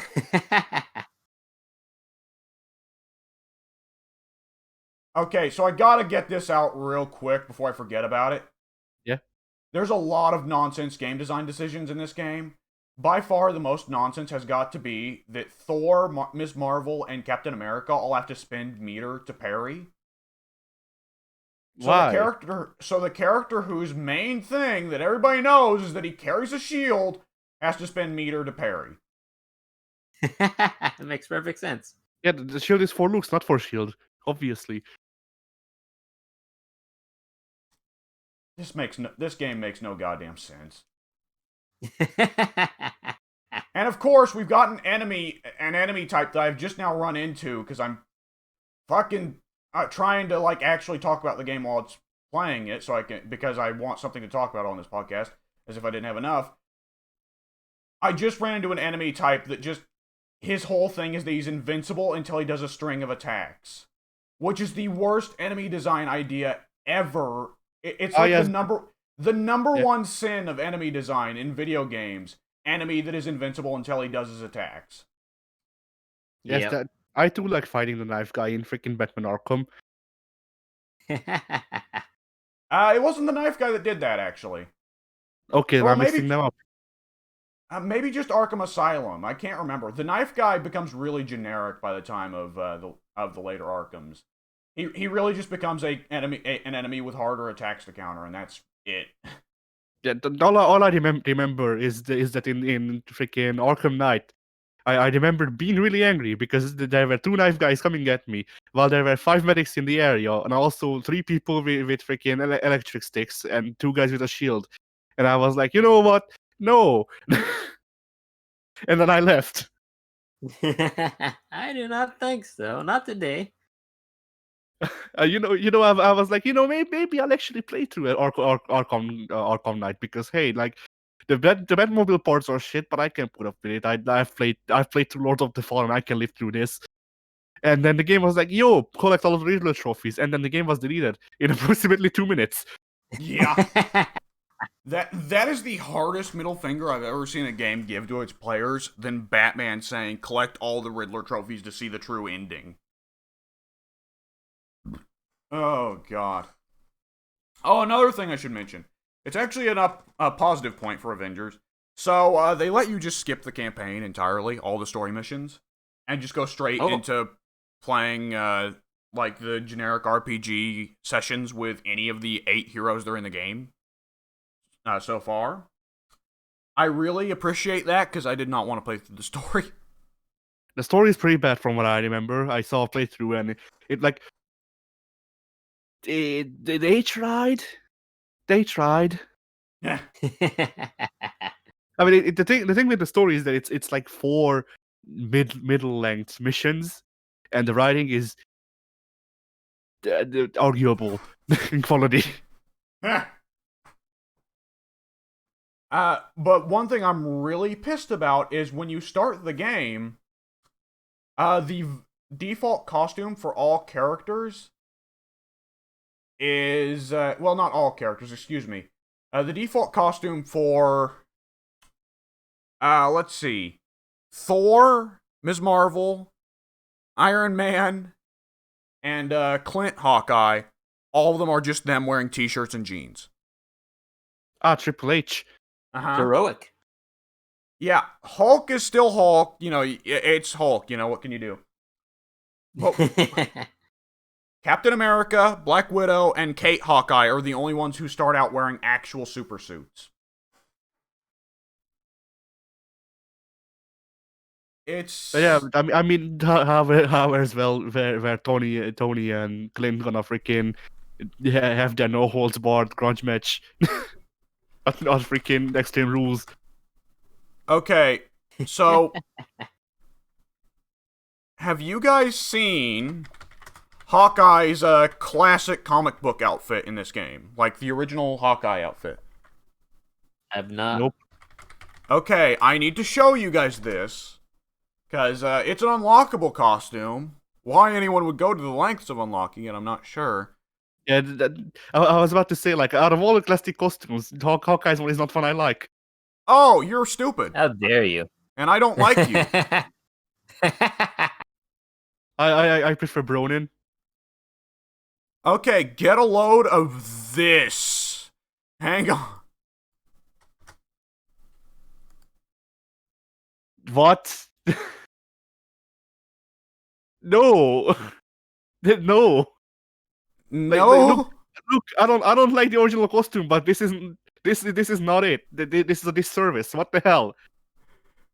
It looks so little like the original costume. Like it's a Circus City freaking Halloween outfit. Yeah. That's He's terrible. not- It's quite possibly one of the worst attempts at making a quote-unquote classic costume I have ever seen. It might be the worst. I'm gonna say it's the worst. I'm not leaving that up for debate. It is the worst. There is genuinely no effort in that. What the hell? This costume was made by someone who either hates superheroes or thinks that X-Men 2000 was the peak of superheroes. There are large parts of this game that really, to me, feel like Crystal Dynamics does not actually particularly like the Avengers and got forced to work on this project. I mean, I would have doubted you, but after seeing this, maybe. Shit. Maybe you got a point here. If half the heroes start out wearing t-shirts, that to me indicates this is a development team that feels ashamed to work on a superhero game.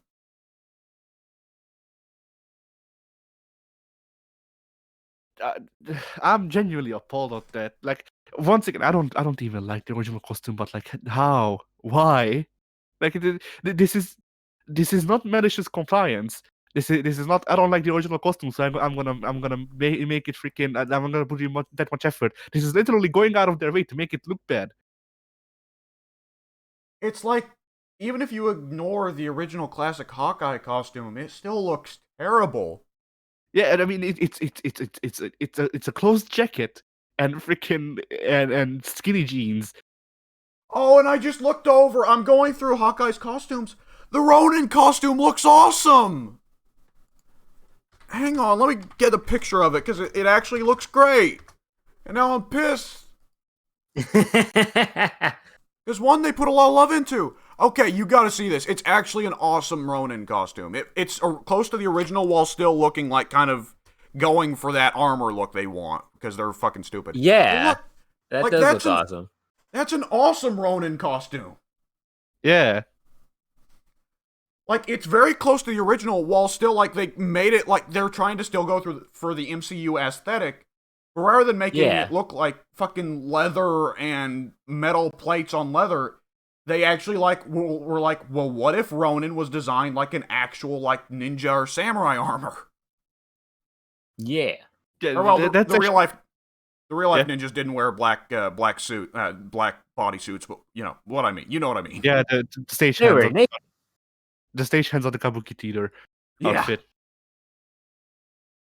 The real ninja dressed like everyone else, and they could be watching you right now. I mean, there is literally why there is the big ninja outfit, because the state like literally the stage hands would just attack people during theater to show that anybody could be a ninja. Ha! That's commitment to the kayfabe right there. And the thing is, the kayfabe still lives, because I saw a Japanese TV show, and the stagehands still wear that shit. Like, let me show you this is the stagehand outfit. If this freaking properly gets sent.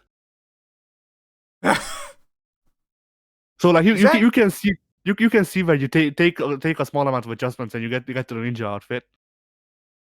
Is that not the round guy, the round mediator guy in Sam Show? Yeah. It's the referee from Sam Show. All right. Oh man. Oh god. It's incredible to me that after so long we can still have this stuff where it's like people being ashamed to be associated with superhero stuff, you know? Dude. Sorry for cutting with something off topic, but according to Discord, I'm at a 5,000 millisecond delay on one bar.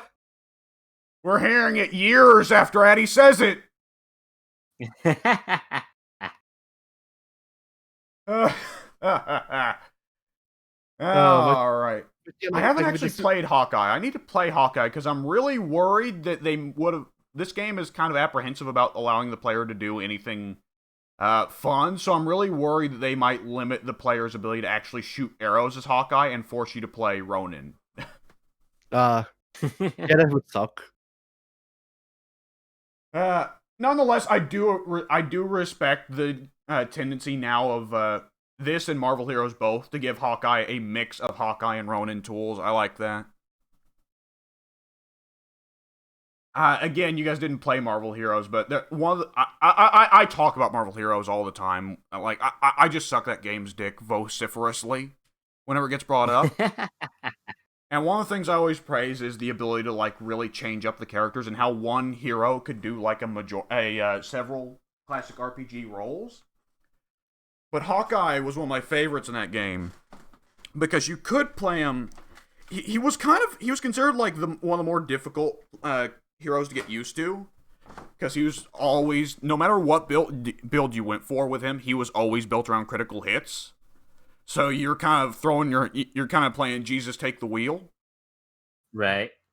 But it was really fun playing with him though because you could play ranged build with the arrows. You could play ranged build for critical hits with like sniper arrows, right? You could play melee build for critical hits with a katana, or you could just use gimmick arrows, trick arrows, which were about the least critical hit reliant way for Hawkeye to play.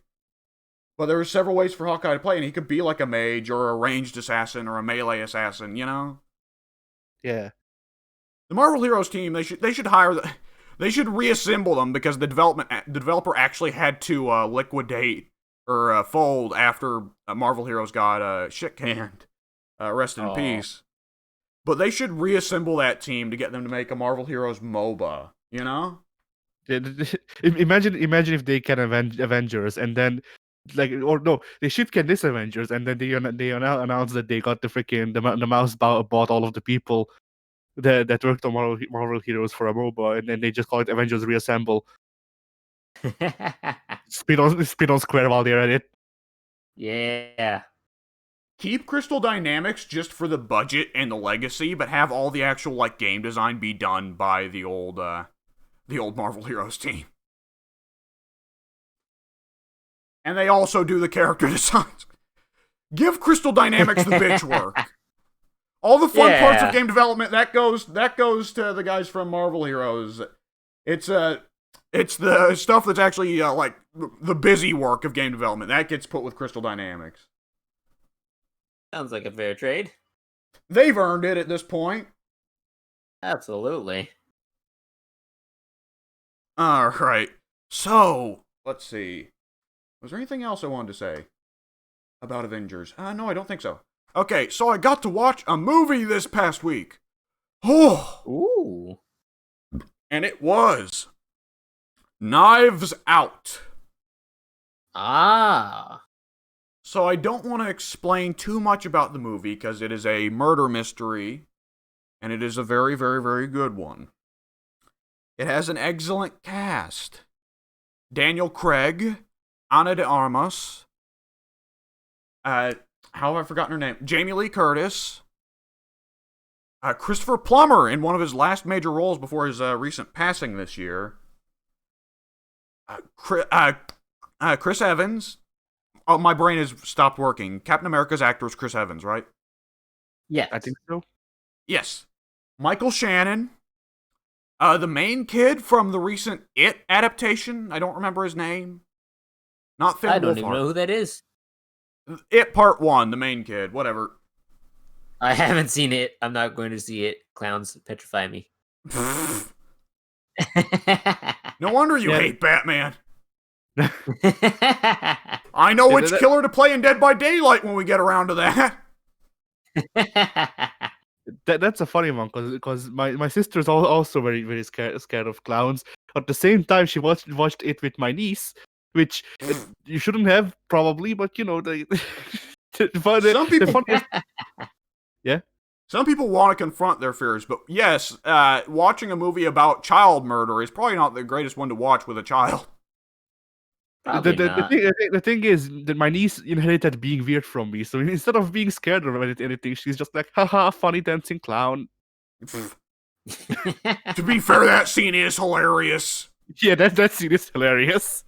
It just comes out of nowhere, too. It's in the third act. It's building up to this grand confrontation with Pennywise. I just love the camera work on it. Like, that's the greatest. Pink, have you seen the legendary dancing Pennywise bit from It Part 1? I've definitely seen gifs of it. I gotta bring it up again anyways, just because it's fucking hilarious. Like, let me get a good gif of it here. Okay, yeah, there we go, that's the one. Oh, man, oh, yeah, I gotta post it. Yeah! You go, Pennywise! You go! And he looks so pissed while he's doing it, too! Oh, man. But yeah, that she's great.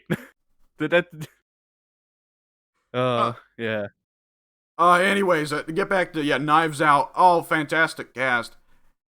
And, it's a fascinating thing with mystery movies that you're kind of signing up for a movie that deliberately, like, there are a lot of movies where they do twists and you're like, oh, god damn it, please stop doing twists, it's so tired. But mystery movies, you sign up for the twist. Like, that is why you pay the price of admission. I want to see something unexpected, you know? Right, yeah. The task with mystery movies is not only to throw something unexpected, but also to make the unexpected expected, but not expected. You know what I mean? Yeah. You lost me, but keep going. And Knives Out is very, very good at that. Knives Out goes in some serious directions that you do not expect at some points, especially around the second act, or I guess the end of the first act. But it's all stuff that's set up very well. And the fundamental way the story is told in an entirely different way than you would expect. And it has a lot of fun with that. This is also a movie that sets up a lot of spinning plates. I was worried about that because there's been a lot of media that I've been consuming lately that tries to set up a lot of spinning plates and then fumbles most of the plates, right? Right. Not Knives Out. Knives Out sets up the spinning plates, all of them, and then once it's done spinning the plates, it sets them down perfectly without harming them a bit. There are so many things, there are so many minor elements of this movie that are set up that finish later plot lines, and you don't realize it at the time, and then you're like, oh. Like, you would think it's perfectly innocent that at one point very early on in the movie, Daniel Craig goes into Christopher Plummer's character's office and picks up a baseball and throws it out the window. Like, you just assume that's just like him playing around while he's thinking over the mystery. No, that actually has a resolution to one of the more recurring plot elements. In a way that's surprising but makes a lot of sense. As much sense as a baseball getting thrown out a window can lead to the resolution of a fairly important plot line. I mean, if it has a note attached to it, then No, just a baseball. So it was everyone's favorite baseball player, Rusty Kuntz, then. What'd you call me? Actual person, by the way. Real baseball player. I wouldn't have hired him. Like, I don't remember what people said because I don't give a shit about baseball. Baseball! Yeah. Oh! But freaking, from what I remember of people actually talking about him, like, seriously, he was actually okay to good at baseball, so, you know, good for him. Good for you. Right. So, there's something else I probably should go ahead and say about that at some point, shouldn't I? So I don't want to touch on it too much because with mystery movies, you don't want to spoil too much of the fun, right? Yeah. But what do I want to say? What I will say is Rian Johnson can make good movies. He did that. He did Knives Out. It's great. He did Ozymandias in Breaking Bad. That was great. We're not talking about Last Jedi because Last Jedi was a clusterfuck. There is no doubt that Rian Johnson made mistakes with that, but lots of other people did too. I just kind of want, like, I kind of wish that instead of The Last Jedi being The Last Jedi, that it was like I wish that they made a Star Wars movie where like it's a normal movie, but slowly as the plot goes along, as the movie progresses, characters are just replaced by Jar Jar slowly. And very, like, they ease into it. It's not just everybody suddenly Jar Jar. It's, oh, this guy is apparently now Jar Jar. I guess he's a character that's introduced. Wait, why is there two guys who are Jar Jar? And then and by the end, literally all of the cast is Jar Jar, but they still act like normal, like the actual characters who are supposed to be there. It starts out with the background characters too. Yeah. Like there's just a scene where you see the rebels meeting and talking about, oh, we need to get the Empire or something or other.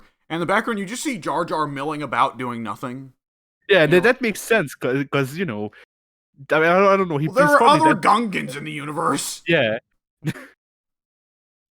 Like, you could explain it by it not being Jar Jar, just being a Gungan.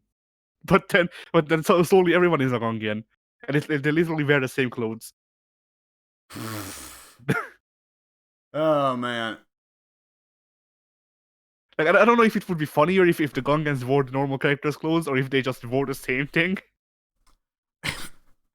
Well, I just remember the one, like, scene from, like, episode 2 or episode 3 where Jar Jar's a senator and he's wearing the senator's robes. Yeah. He is the Senate. Yeah. You know, as funny as the old conspiracy theory is that Jar Jar's a Sith, I'll always prefer the actual canon that Jar Jar did ruin everything by being elected senator.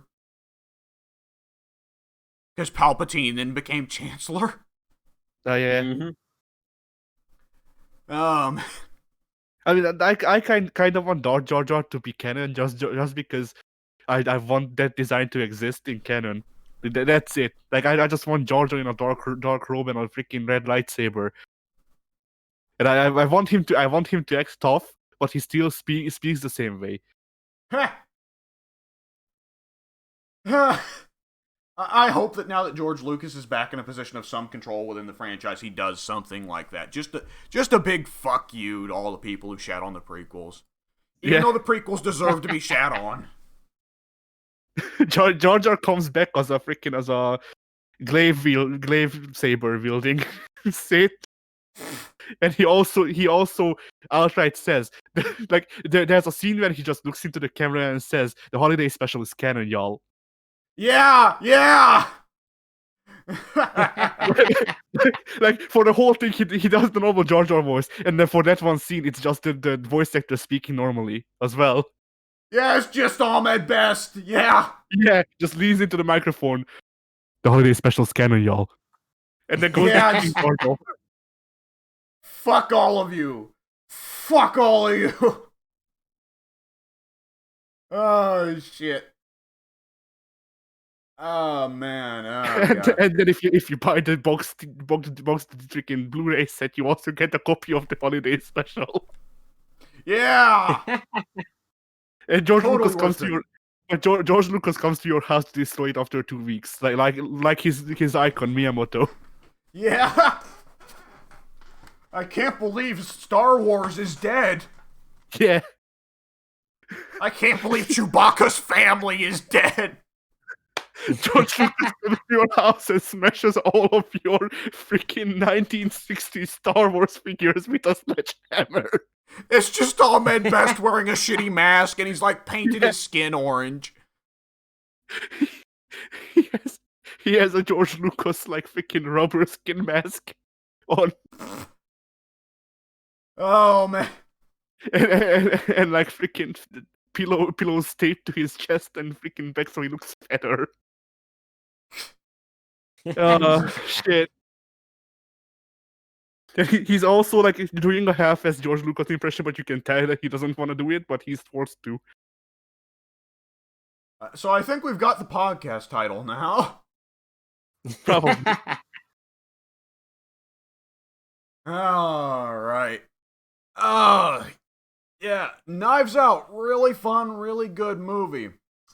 Now, we want to talk about a game that spins a lot of plates and doesn't manage them all properly. Tahiti! Yeah. Mangoes! Loyalty! Faith. What you did not tell me, Addy, is that there is straight up a moment in Chapter 4 where Dutch comes up to you and in the same, 3 lines of dialogue to you, says, Mangoes! Tahiti! Faith! Legitimately, he just goes, I think he just straight up starts by going up to Arthur and going, Mangoes and women, Arthur! And Arthur's like, what? Now you just listed all of that shit. I really wanna make Dutch in a wrestling game and just give him the Cena gimmick of hustle, royalty, respect, but it's faith, loyalty, mangoes. That's what Dutch has. That's what Dutch strives for. Yeah, Wrestle Dutch would be a lot of fun, actually. I really wanna actually I thought about buying a freaking wrestling game just so we can make a universe, but because I think it would be really funny to just make freaking shit like that. And I would just bring it with one of y'all's games, but we can't record it, and that's the issue. Yeah. Oh man. So yeah, Red Dutch Redemption. So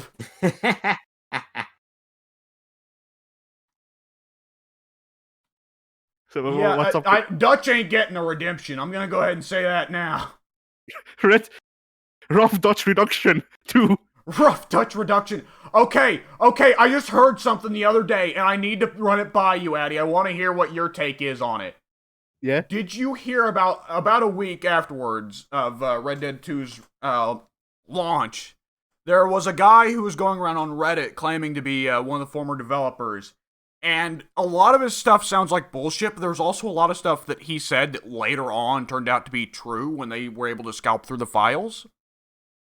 So I don't know what the fuck to think about it, but he said a lot of crazy stuff for the early conceptual days of Red Dead Redemption 2, which he says would have been 8 years ago, so development wouldn't have even really started.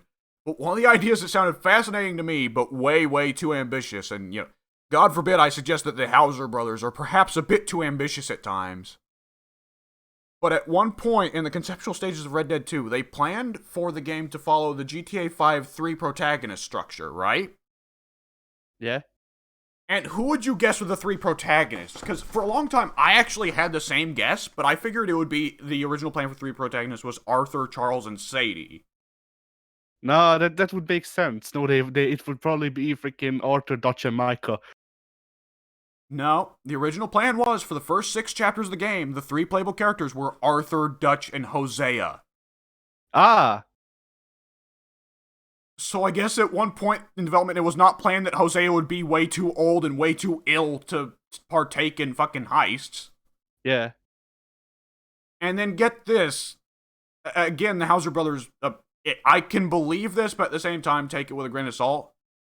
The Hauser brothers planned that depending on Arthur's honor at the end of chapter 6, for the epilogue, if Arthur had high honor, then it switched to playing John, Charles, and Sadie. If the player had low honor, it switched to Dutch, Bill, and Javier. And the weird, yeah. One thing I want to note, John, Arthur has 2 holsters for 2 guns, right? As soon as Micah gives him the second holster. Yeah. You know who else prominently has 2 holsters? Who has 2 pistols? Dutch? I don't remember. Dutch and Hosea. Ah.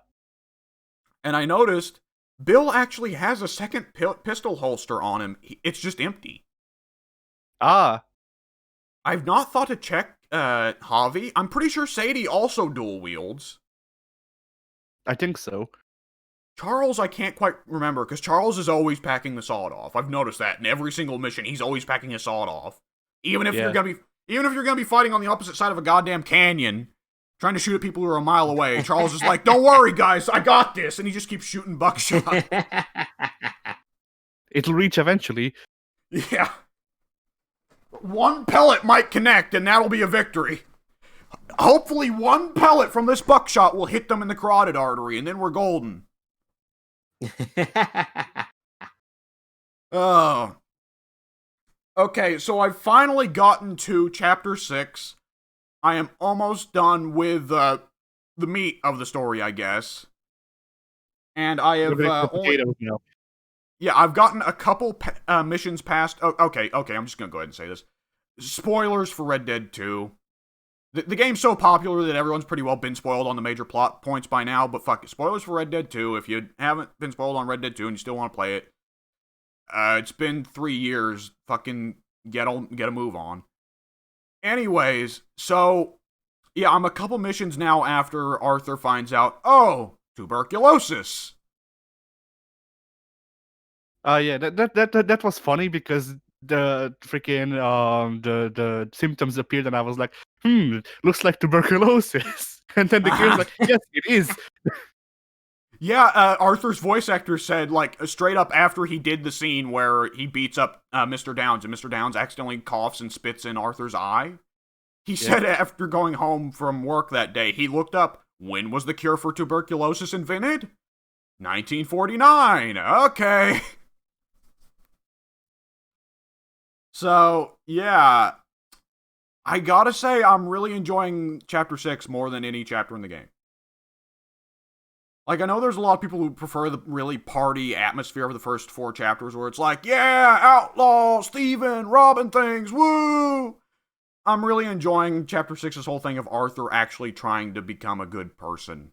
And, like, it's one thing to have Arthur, like, do a turnaround in the cutscenes and be nicer and try to do good things. But I love that the game is actually having Arthur go through and finish all the things he started over the course of the game. Because he knows he's dying, he's not long, and he's got to go through and settle things and fix the mistakes he made, right? Yeah. Right. And I think that's a lot of fun, especially because like you kind of need to balance it out because Arthur's still sticking with Dutch and Micah in spite of how like Micah is just transparently causing the gang to death spiral at this point. One thing I was surprised by, Micah is like now that I'm playing through the game again and I already know that Micah's the traitor, Micah does not bug me nearly as much on the second playthrough. Micah, like, I went into the game knowing that Micah is the traitor. No, I went into the game knowing that a guy who is very obvious about being the traitor is the traitor, and then I saw Micah and I was like, yep. Yeah. That's the guy. But Yeah. so like my big beef with the writing, and that's why I rag on Dutch a lot more than I rag on Micah. Like my big beef with the writing is just that the game is very ham-fisted over making it obvious that Dutch is very stupid and very blind, and Micah is very evil, and that's the story. That's literally all of the story.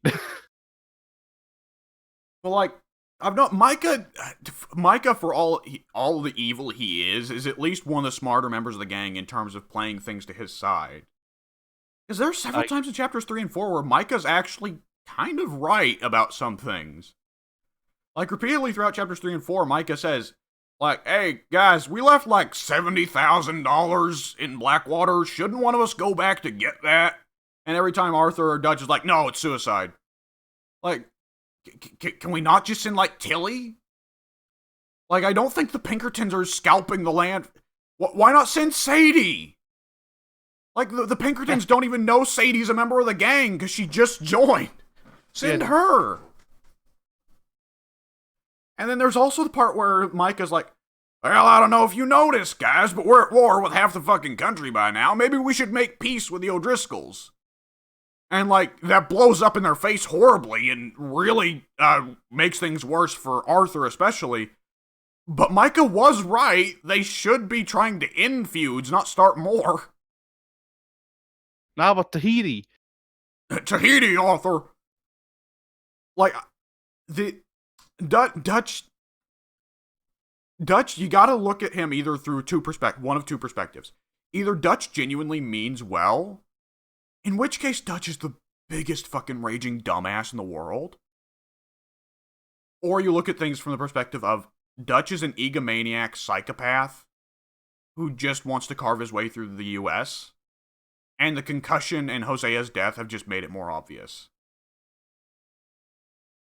Well, the way I saw Dutch was that, like, to me it seemed like Dutch, like, I don't know how to put it. Like, it seemed like Dutch had an idea that could be agreeable, but you know how when you see freaking arguments online, you're like, that I agree with that guy, but he's being an asshole, so fuck him. Yeah. Like, Dutch takes that and puts that on another level. Yeah. I don't. It's like some of this stuff is just like, why kill Cornwall?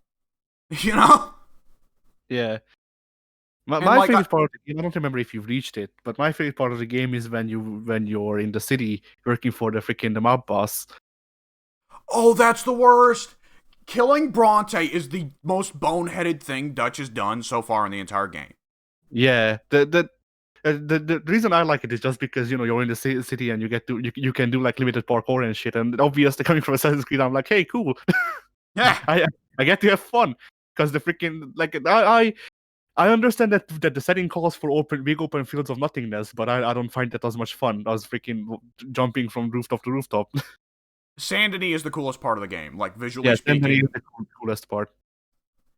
It's great because there's such a contrast, because the rest of the map is the Wild West, and then Saint-Denis is harshly throwing you into civilization, the very thing that the gang is trying to run away from, you know? Yeah.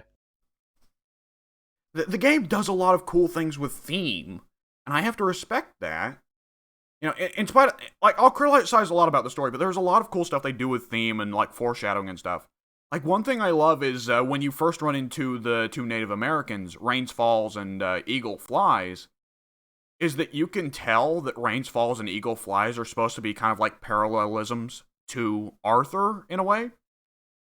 Or Eagle Flies is probably about more comparable to Dutch, honestly, where Eagle Flies is like, no, fuck you, I don't care if I get killed, we are going to go down screaming and kicking. Whereas Rains Falls kind of comes at things from the perspective of someone who's already been through the gang's predicament and lived, but nonetheless came through like, dude, you've already lost. We've all already lost. Just try and mitigate the losses as much as you can, you know? Yeah. I thought that was really cool. And I love that, like, we have so many dialogues of Dutch going, Tahiti! Mangoes! And then you actually go to a tropical island and it fucking sucks. Yeah. And, like, every time Dutch talks about Tahiti after that, Arthur just rolls his eyes even more. No, but Tahiti, they have El Dorado there. Yeah, sure. But under- El Dorado, but rather than the city being made out of gold, it's made out of fucking mangoes. Yeah, I was about to say, what's the freaking Spanish word for mangoes? Yeah. I'm actually gonna freaking look that up because whatever. The city of mangoes. Yeah. Oh man. Ow. What else was I gonna say? I was on the verge of a thought, but then I lost it. So, hey, mangoes are, in fact, mangoes. Yep. English and Spanish agree on the names of a lot of fruits. The exception is the pineapple. Yeah, Spanish comes from Europe, so they call it the same thing as everywhere else in Europe, ananas. Yes. And I believe the reason we call them bananas over here is because the pineapple was a very rare fruit that was very valuable for a period of time. So some asshole imported bananas at a way lower price and started calling them bananas because he thought people would get confused and think they were ananas. Ah. So we don't call ananas pineapple. We don't call pineapples ananas because one really thrifty guy at some point was like, I'm gonna scam a bunch of dumbass rich people out of their money and give them a really cheap fruit that's labeled as a really expensive fruit. I do wonder what the proper name of a banana is then, because the freaking even over here we call them bananas. We may have gotten them here in the States first and then brought them over to Europe, in which case we would have just called them the same thing. Yeah. Well, it may have been an England thing, because I think the English also called them pineapples. I think so, yeah. Either which way, what was I going to say? Right, so back to the spinning plates thing. So, yeah, Red Dead 2 is not good at spinning plates. So Micah, like I said, gets one or two scenes in Chapter 3 or Chapter 4 where he says some smart things. And other than that, you can find him just sitting around camp being an asshole. Other than that, Micah pretty well disappears from the story in the period between you robbing the stagecoach with him and going to Guarma. In between those two bits, Micah is irrelevant. Micah isn't even relevant in Guarma. He pretty well does nothing. Yeah, Micah is there to be a bait and switch, basically. Yeah, I found that really weird, because he's the game's main villain, for all intents and purposes, and yet so much of the story he just does goddamn nothing. Because Micah's not the main villain. Micah is the main villain that they could kill in this game, so that's what they had. The real main villain is the writing, but the other real main villain is Dutch. That, you're not wrong. You're not wrong. Well, Dutch isn't the villain of the epilogue, though, because Dutch kind of redeems himself in the epilogue, doesn't he? I don't remember him redeeming himself, no.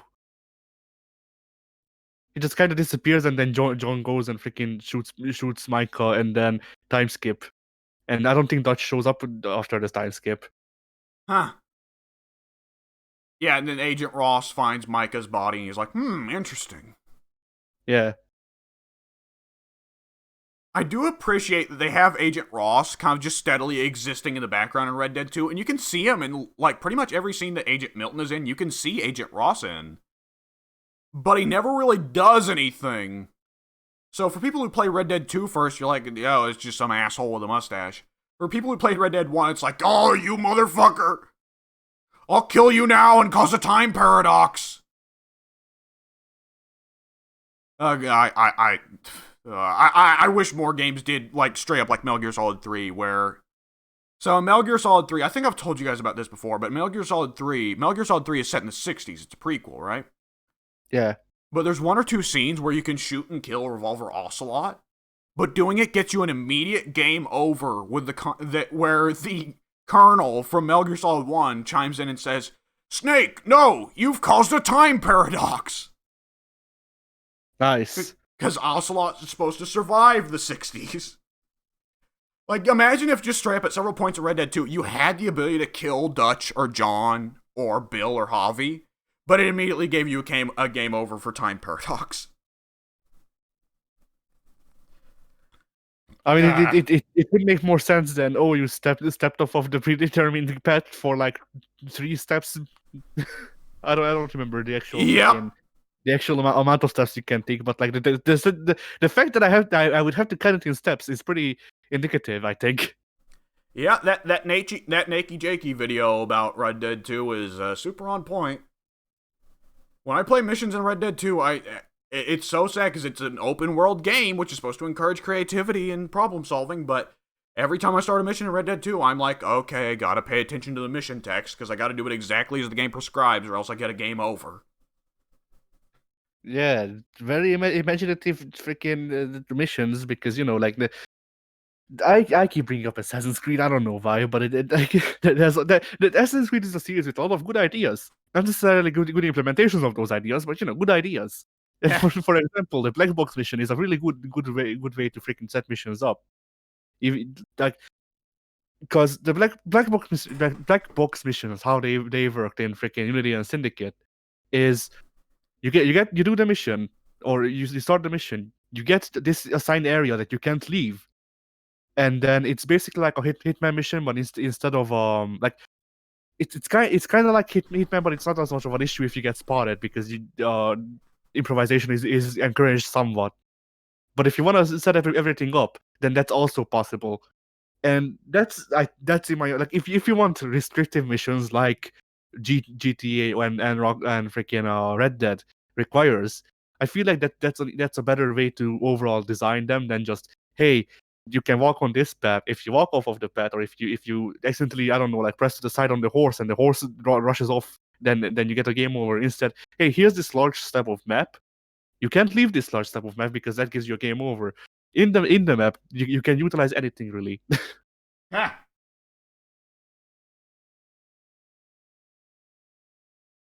Oh, there was something else. Oh, I wanted to bring up again that, yeah, I still get strong Red Dead vibes from Ghost of Tsushima and vice versa.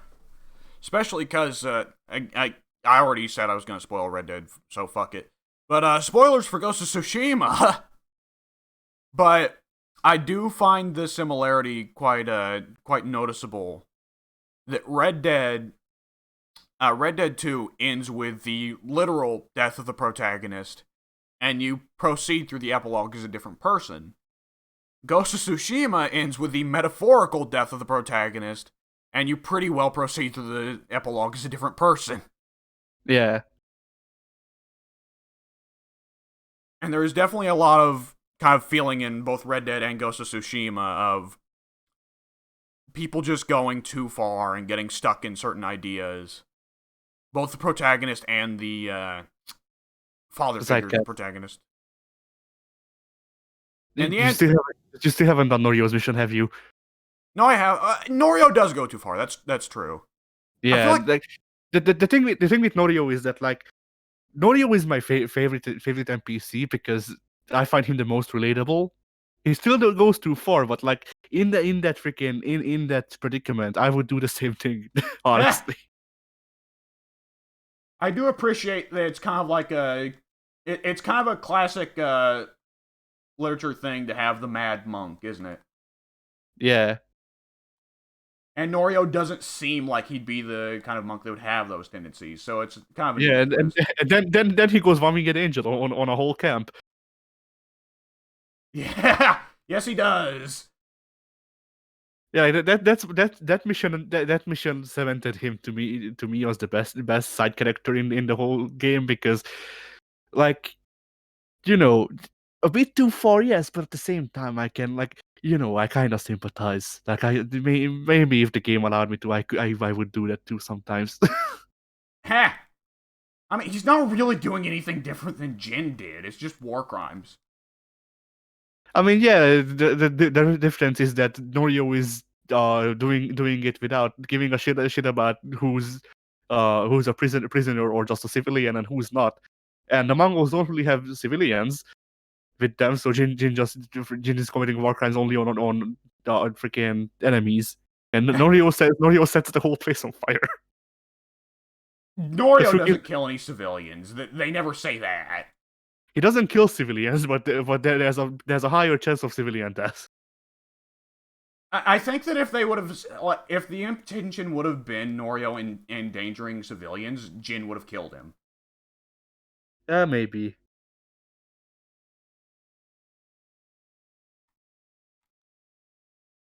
What was I going to say? Yes, but anyways, what else do I want to say?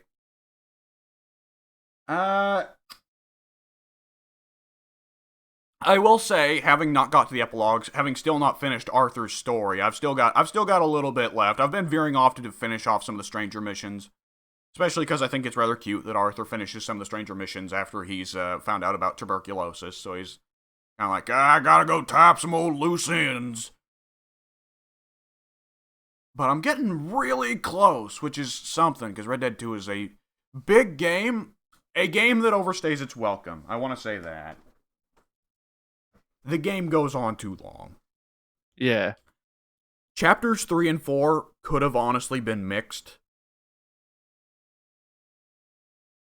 And I say that despite the fact that Chapter 3 has lots of awesome missions that I don't think should have been cut, but Chapter 4 is just such a nothing chapter, you know?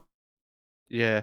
Could you refresh my memory with what happens in those? Because a lot of Red Dead Redemption, like a lot of my memories of Red Dead Redemption 2 are like just basically an outline of what happens each cycle, and it's just, hey, gang arrives, people that don't like gang, gunfight, gang moves, and that happens 3 times, and then Arthur dies.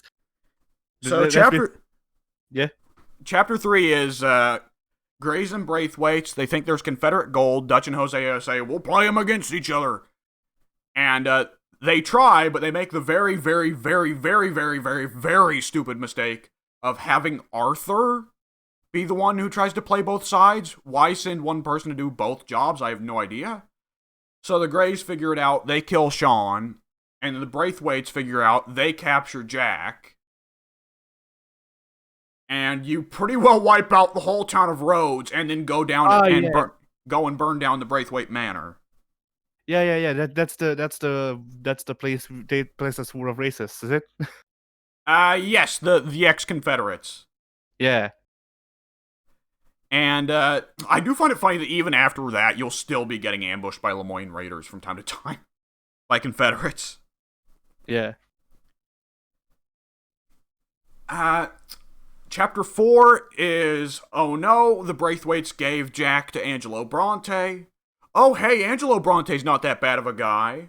Oh no, wait, the tip that Bronte gave us about robbing the trolley, there's like no money in the trolley. Clearly Bronte set us up, kill them all!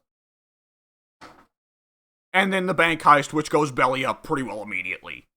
Yeah. Can I just say the bank heist is like, what the fuck was Hosea even thinking?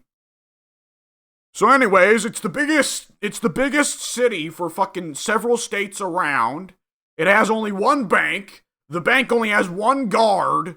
And all the police patrols suspiciously route around the bank. Boy, it sure seems like a perfect place for a heist, don't it? Too perfect, you think? Especially considering... Sorry for cutting you off, but that's this loyalty talk. We only have fate. We only talk fate here. Yeah, fucking no kidding.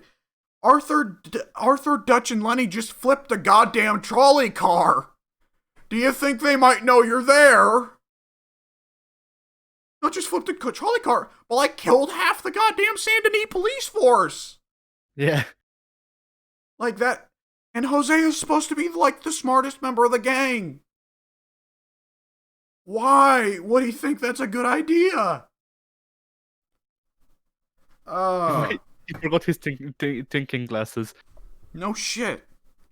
I noticed something. You know which heist has the biggest profit for the gang in the entire game? Yeah. The fucking heist that Bill and Karen set up to go back and rob the Valentine Bank.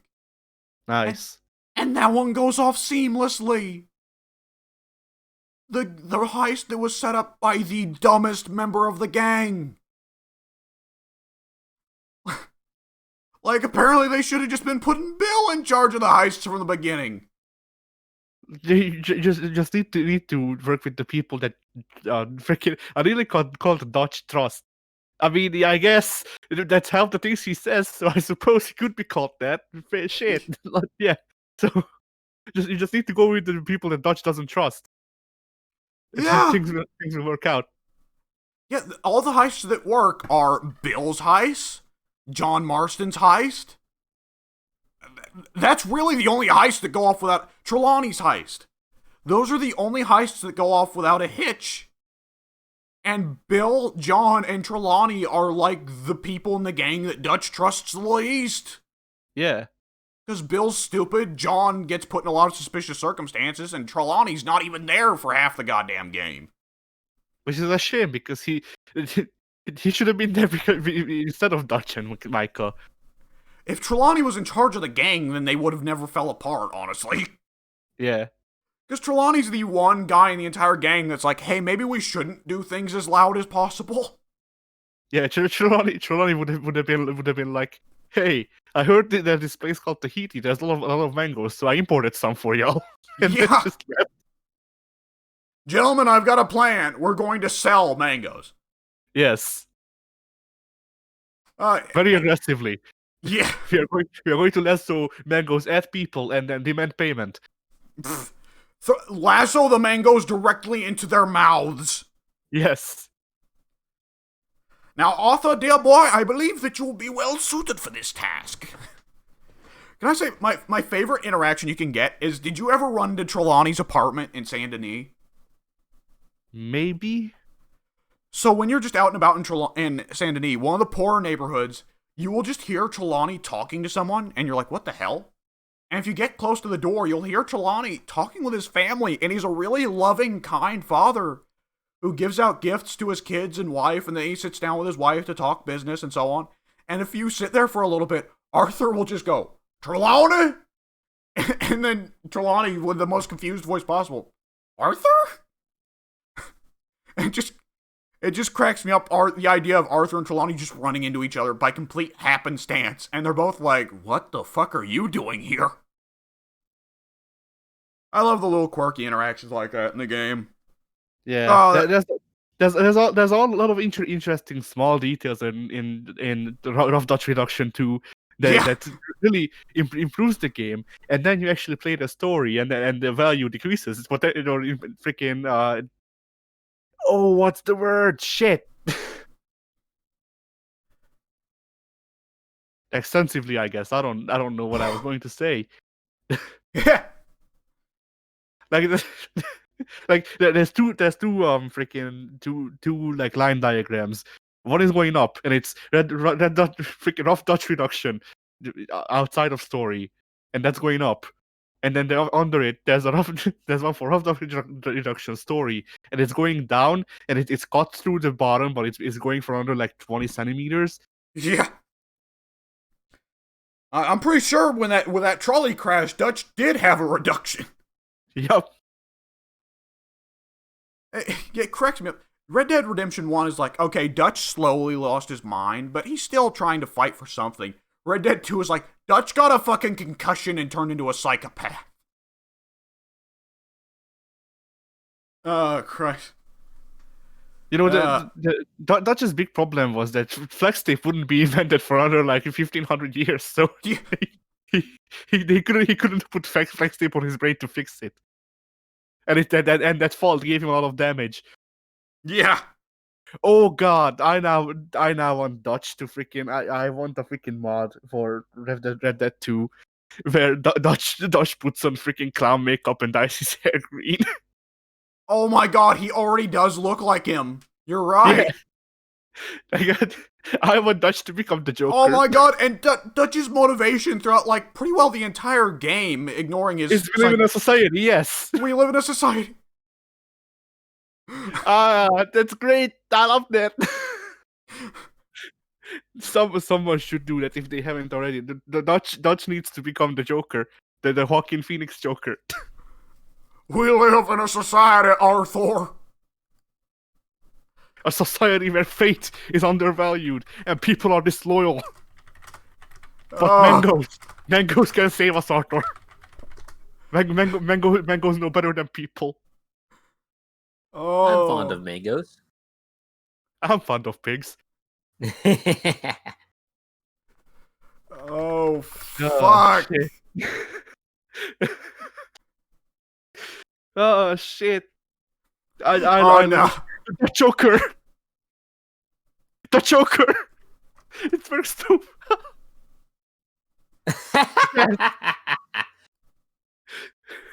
Shit. Does that make Molly into Harley Quinn? No, does that make Micah into Harley Quinn? Yes, Michael is Harley Quinn. Hosea is Two-Face. We all know that. Yeah. Freaking. Shit. Bill's the Riddler. I don't know why he just is.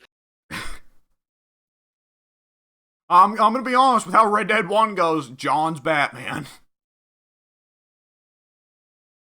Oh, man. Can I just... Shit. Yeah. Oh, and freaking Arthur's Mr. Freeze.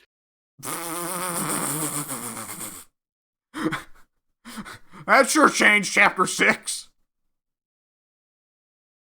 Oh, he's even got the dead wife. I mean, and isn't freezing the freeze suit because he has a freaking illness that would kill him. Yep. Correct. So yeah, the Arthur's Mr. Freeze. This works too well. Yeah. Okay. What else did I want to hit upon? Some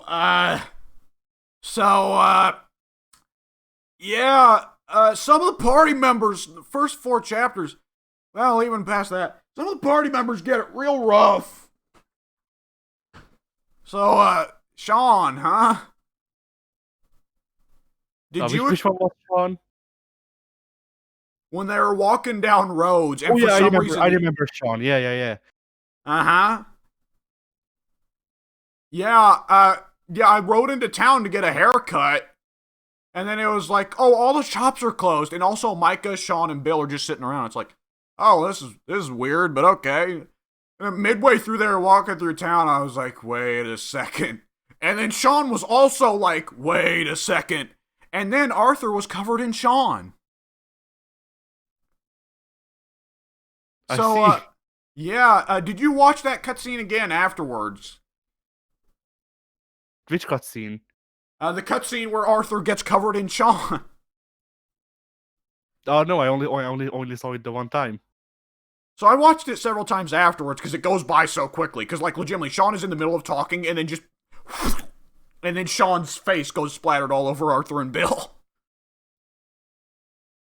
And I noticed, for one thing, Arthur and Bill like get stuck like what the fuck, what the hell, for like 3 or 4 seconds.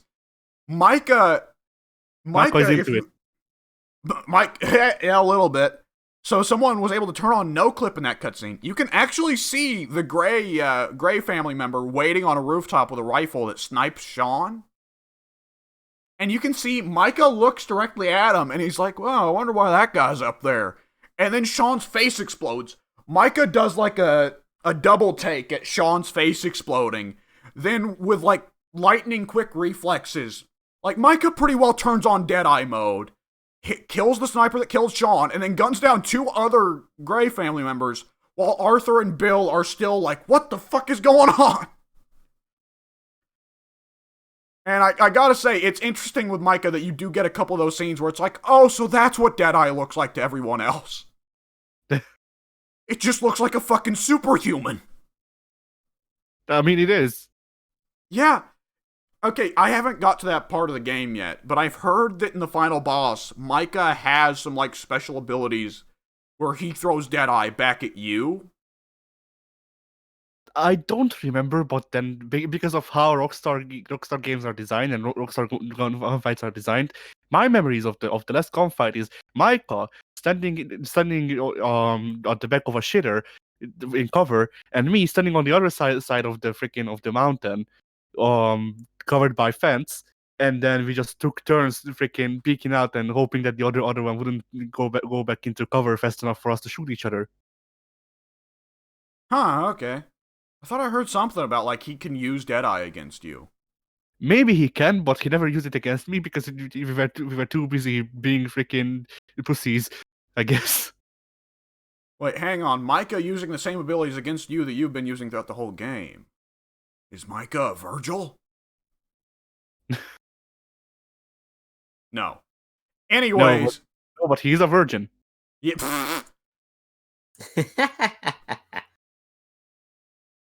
I mean, look, Micah was an incel before it was cool.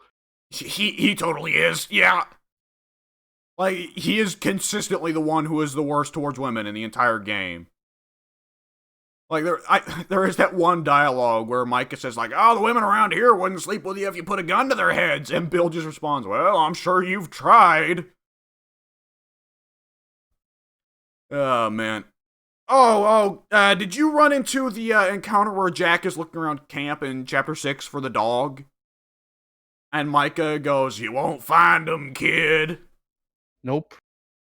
So I hit antagonize towards Micah, and Arthur just goes up to Micah and goes, what did you do to him, you bastard?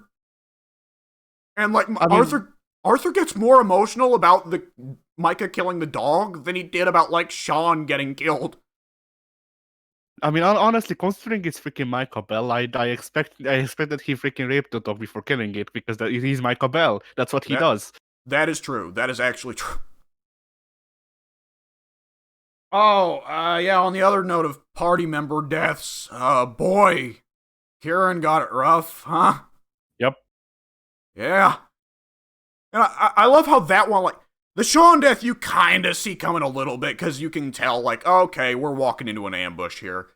Kieran's death, you are just going up to Sadie like, hey, let's go do a mission. And you talk with Dutch about, like, oh, let's plan a heist. And then, oh, okay, change of plans. The other thing I love about that... I actually didn't notice him missing, because Kieran was one of the small amount of characters I actually talked or actually interacted with a good amount in the camp, and I always saw him like brushing the horses and shit like that, trying to fit in. I'm like, hey, there's the guy we saved, I guess, and then he just disappeared, and I was like, weird. And then his head came in the mail, yeah, or something I forget, with many bullets besides it. Yeah. That mission's gotta be one of the best in the game, at least partially because everyone, like, the rest of the gang is all like, oh shit, get in the house, oh jeez, they get her siege mentality. Then you're like, hey, wait, where's Sadie? And you look out the windows and it's just fucking the Doom 2016 cover. Yeah, freaking, the only thing they fear is you is blaring from the outside. I think I mentioned it on the Discord, but right after that mission finished, I went up and greeted Sadie, expecting there to be some dialogue about, like, hey, you went pretty nuts there. No, Sadie gave the usual dialogue of, like, hey, I'm doing fine. And Sadie is still drenched in blood. Yeah, I think I did that with Sadie during the mission. I think there was, if I remember correctly, there was a special interaction where Arthur was like, hey, Sadie, you okay? And Sadie is like, yup, I got it on her handle. And meanwhile, she's tanking like 30 shots a second. And she's just walking up to people, shotgunning them in the face point blank. Okay, if they did do the GTA 5 3 protagonist structure, I have a strong feeling Sadie should have taken Trevor's ability to just turn temporarily invincible. Yeah. Imagine if you switch to Sadie in the epilogue of Red Dead 2, and it just says Rampage missions have now been unlocked.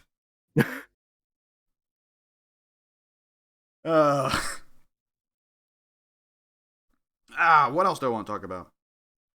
Right, yeah, Red Dead 2 is objectively, it's not as good as Red Dead 1. Subjectively, I still don't like it as much as Red Dead 1. Red Dead 1 is a much more cohesive experience, certainly. You have Chapter 1, okay, problem is Bill. Chapter 2, Bill has run to Mexico. We need to work for the Mexican government to get them to hand over Bill. Oh, the Mexican government has betrayed us. Okay, time to overthrow the Mexican government. Chapter 3, the problem is Dutch. Dutch has started getting together with local Native American tribes in a revolution against the American government, and while John sympathizes with their plight, he also needs to kill Dutch if he wants to get his family back. And then the epilogue, revenge! And that's Red Dead 1. You know, it's concise, it's cohesive, it makes sense. There's no character that just disappears from the story only to come back and be super relevant. Red Dead 2 does not have that. Red Dead 2, it's like, alright, O'Driscolls, oh wait, Cornwalls, Pinkertons, Greys, Braithwaites, Angelo Bronte's Mafia, the government of Guarma, fucking the Murphy Brood cannibals living in the hills. Agent Ross. I saw Agent Ross and I clapped. I say, Uh-huh. whatever the Rich Evans quote is. And, like, during all of that, it's like, Micah's pretty important. He just disappears for the middle stretch of the story. Lenny is pretty important. Lenny is only really there for 2 or 3 missions. Like, Dutch is not really important in chapters 2 or 3. It's not until chapter 4 that they start to focus on Dutch. Sadie just fucks off. Like, for 90% of the game up until chapter 6. Yeah, and then she becomes badass. Yeah, and then Sadie Prewell becomes the secondary protagonist in chapter 6. Yeah. You can tell that it was 8 years of development, and they were just, like, so confused about what the fuck they wanted to do. And, like, the voice actors said in interviews, like, there were a load of changes that were made just in the 5 years they had to act the scenes out. Like how Arthur's voice actor said that at one point it was planned that Arthur's son would still be alive until he dies at the beginning of chapter 1. And that there were romance options besides Mary. And that there were so many other plans of shit like that. And it's like, it's a problem you notice with so many games that have problems like this, is just that a lot of these problems form from already being so far into development, and then once you're so far in development, going, actually, we are changing everything now. Yes, the Dead Rising 4. But actually, no, the Dead Rising 5. Every what happened you see, every what happened video you watch, just about every what happened video Matt has done, it has been, well, they did 3 or 4 years of doing this, then they torched everything and started over for some reason. And then they only got a year on that build. And it's like, you know? And that, kids, is how Cyberpunk 2077 was developed. Yes! Like, at some point, like, it's just such a hard contrast between, like, if the publishers tighten the leash too much, then the product winds up, you know, very, I don't want to say soulless, but very, overly clean and overly safe. But if the publishers don't do enough, then the developers are like, I'm gonna take 50 years and make my magnum opus 50 times. Like, there has to be a balance here, you know? The developers have to have some creative freedom, but they have to be kept on a leash, too, so they don't just spend the whole time whacking their own dicks. Yes. Half of all developers will be snapped out of existence. Perfectly balanced, as all things should be. Yeah. No, half of all developers and half of all publishers. Yes. 2K goes first. Yeah, pray to God that freaking that Bethesda and 2K don't remain. I'm fine with Bethesda now that they've got Microsoft keeping them on a leash. That should get them to behave better. I don't know. I'll see how they actually behave before I pass the judgment on new Bethesda, because they are working on a new engine and shit like that. So maybe they'll get their shit together. But you know, until I see improvement, I don't know still. Yeah, that's fair. So that's about the extent.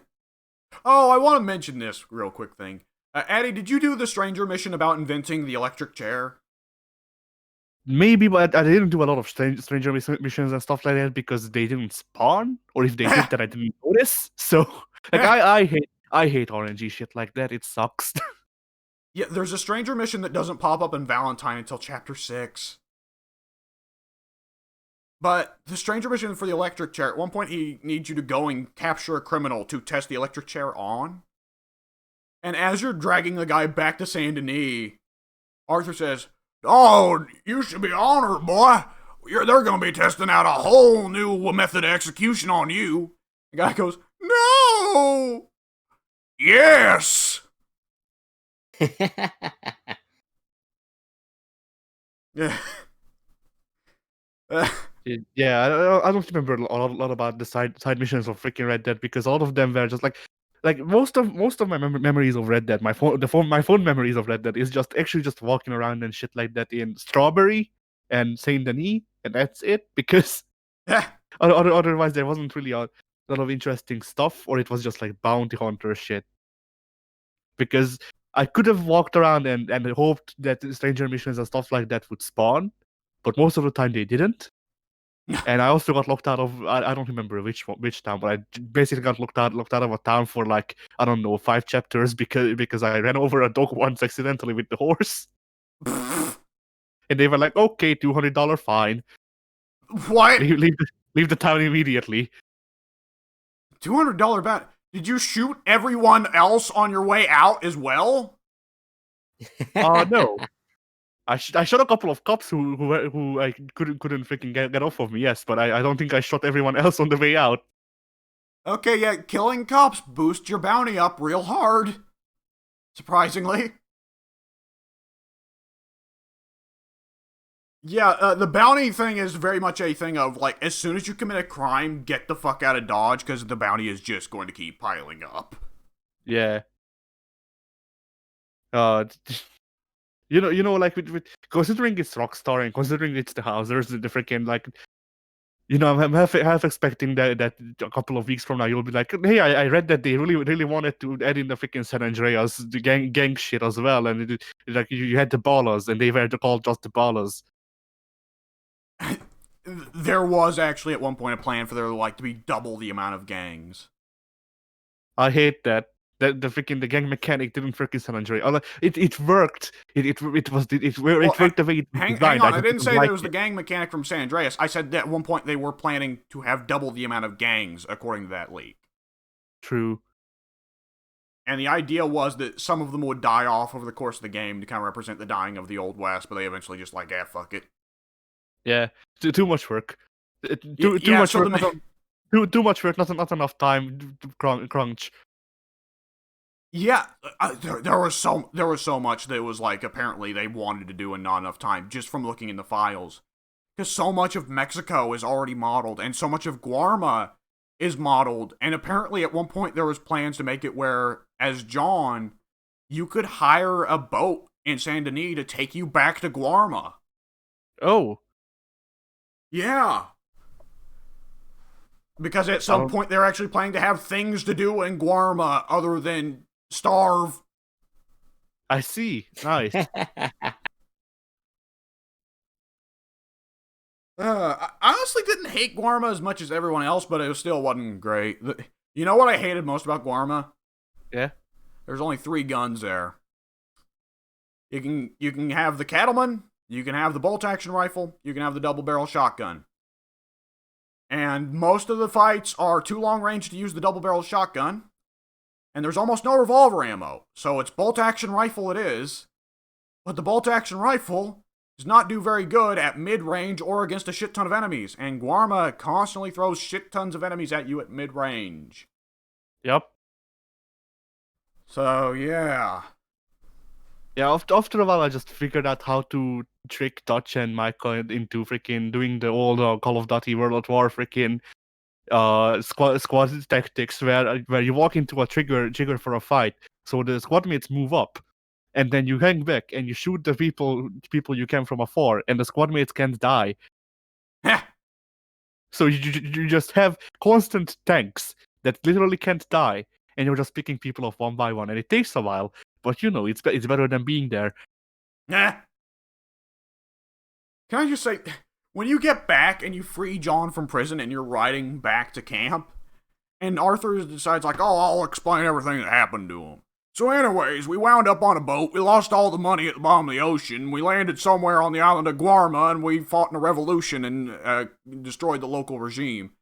And the instant I was hearing Arthur say those lines so matter-of-factly, I was thinking, if I were John, my response to all that would have been, bullshit, you made that up. That's like a fucking cartoon or comic book bit that Arthur just happens to land on an island and then fucking fights in a revolution and kills the dictator. Yeah. I was also there during the moon landing. I was the moon. Yeah, John. it's like Homer Simpson in that fucking Homer's Worst Enemy. I also went on tour with the Smashing Pumpkins at one point. Yeah. I shook hands with Bill Clinton. That was crazy. Yeah, he won't be born for another like 300 years, but you know.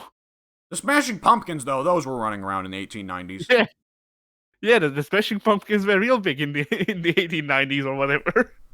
Yeah, sometimes you can just walk into Dutch's room and hear him playing Bullet with Butterfly Wings on his little megaphone there. Yeah. Gramophone. Gramophone, you mean? Yeah. Yeah. No, his megaphone.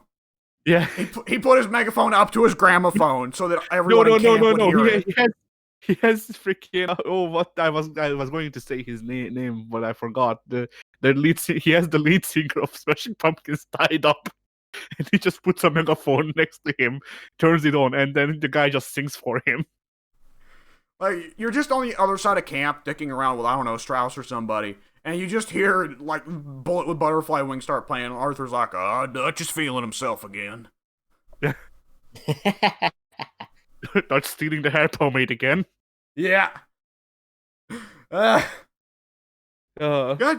I just say, probably my favorite story beat. One of the big points of conflict is that freaking is Dutch's liking of freaking Smashing Pumpkins, while Arthur's more of a Smash Mouth guy.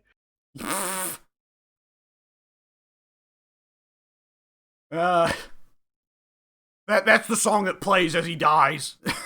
Yeah. Hey, now you're a rock star. And then Dutch is Arthur's lying next to his horse, dying, bleeding out. It just starts playing an acoustic theme. Somebody once told me the world was but gonna the thing roll is, me. it fits though, because only shooting stars break the mold. Yeah. Shit.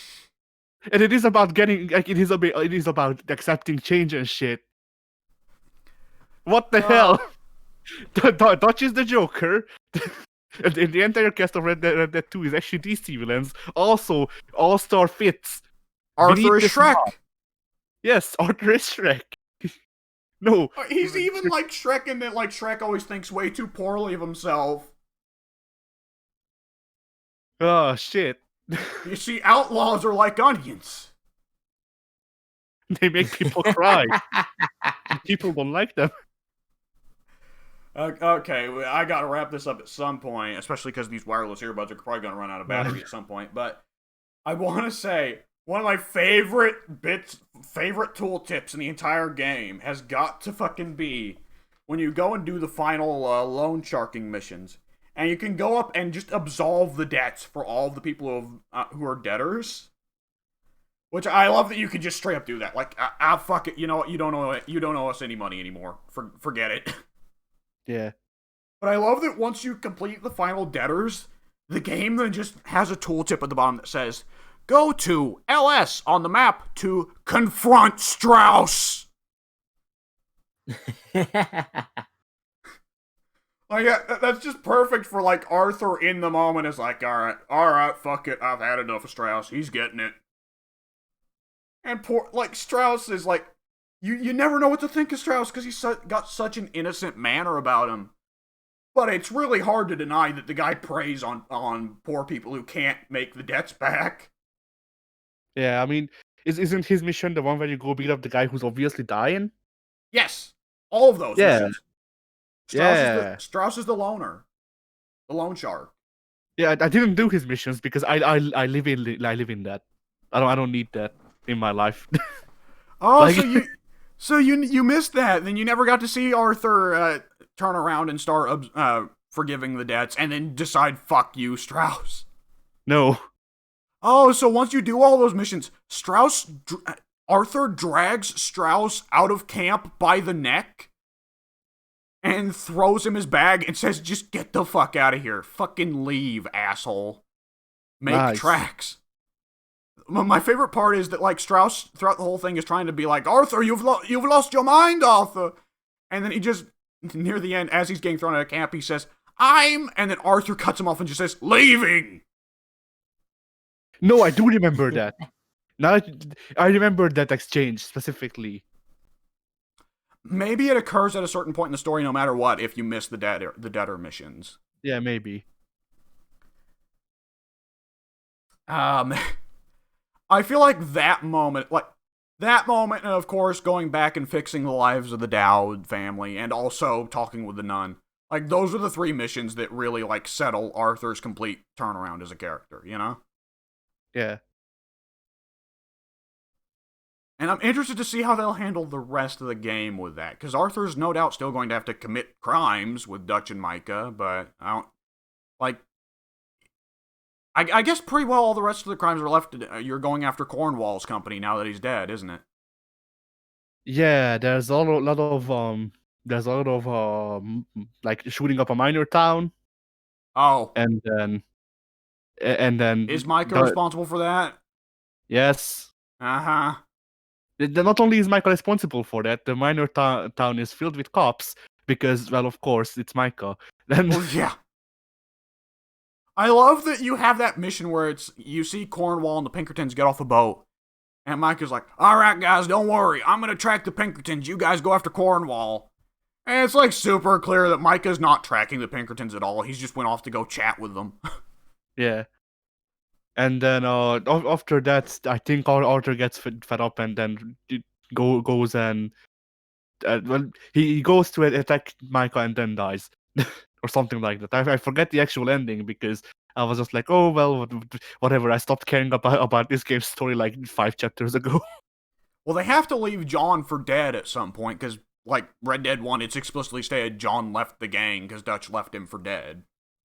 No, that's the freaking that's not a proper. They don't properly leave him for that. What I remember, John leaves the gang because Dutch didn't want to go back and free him from prison. That's him leaving him for dead.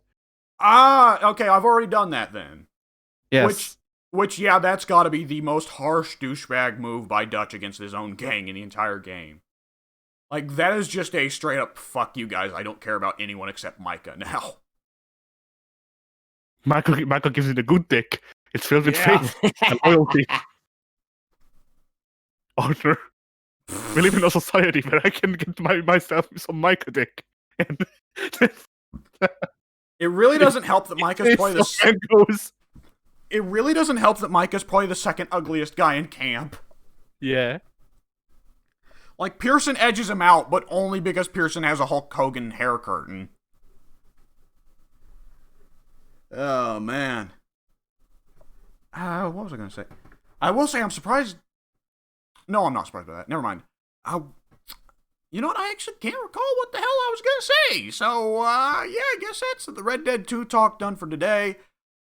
I will, assuming that this coming week will not have near the amount of schoolwork that this week did, I will probably have Red Dead 2 finito by the time of next podcast. Nice. And then I will be uninstalling it, because that game is like 100 fucking gigs. Yeah. And I will have put that game behind me. I don't know if I'll ever come back to it just to dick around. Alright, so I believe we could call that a podcast. Addy? Bye. I didn't tell you what to do. How are you supposed to know? I have faith. And you got loyalty. With enough faith and loyalty, Addy, we can get all the way to Tahiti. And then the mangoes will keep the channel going. Yes, the El Mangos. The city made of mangoes. Yes. We'll pump the mangoes directly into our computers. Can I just say that it's really, like, I find it really funny that El Dorado literally just means the gold. The gold. Yeah. Like, it's I mean, it's abbreviated from El Hombre Dorado, the golden man. But you know. I'm not up on the myth of El Dorado, honestly, other than I know that the Spanish killed a lot of Native Americans for it.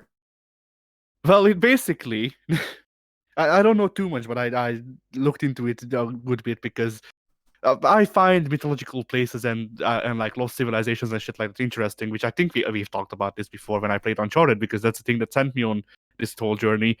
But basically, what happened with El Dorado is, um, the conquistadors found one of the civilizations. I forget which one it was exactly. I don't want to call out people that wasn't it, but they found a civilization where for I think it was either improving one's maturity, or it was like a leadership thing. People would get coated in gold, and then they would take a dip in a lake, and that was El Hombre Dorado in Spanish.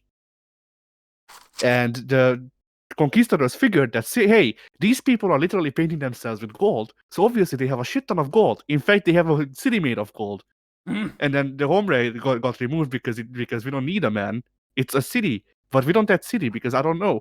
And it just remained El Dorado, and they spent all of that time and money and lives, and all of those lives, freaking harassing the natives, so that they can find this city that they made up and doesn't exist. And the natives were like, "Hey, yo, yeah, the golden city is over there. Please stop harassing us, really." That's basically the story of El Dorado. It was just a lot of people harassing the natives, and the natives making a fool out of them, and then them dying. They showed down. Yeah, and the thing is, because of the freaking the rituals of the locals, from what I remember, there's actually like a lot of like gold at the bottom of that lake, but I don't remember when, but they tried to get the water out. They tried to pump it out, and the bottom of the lake turned to cement, and so the gold is gone. Ah! That's one for the ages. Yep. All right, folks, we will see you in El Mangos. Yes. ARTHOR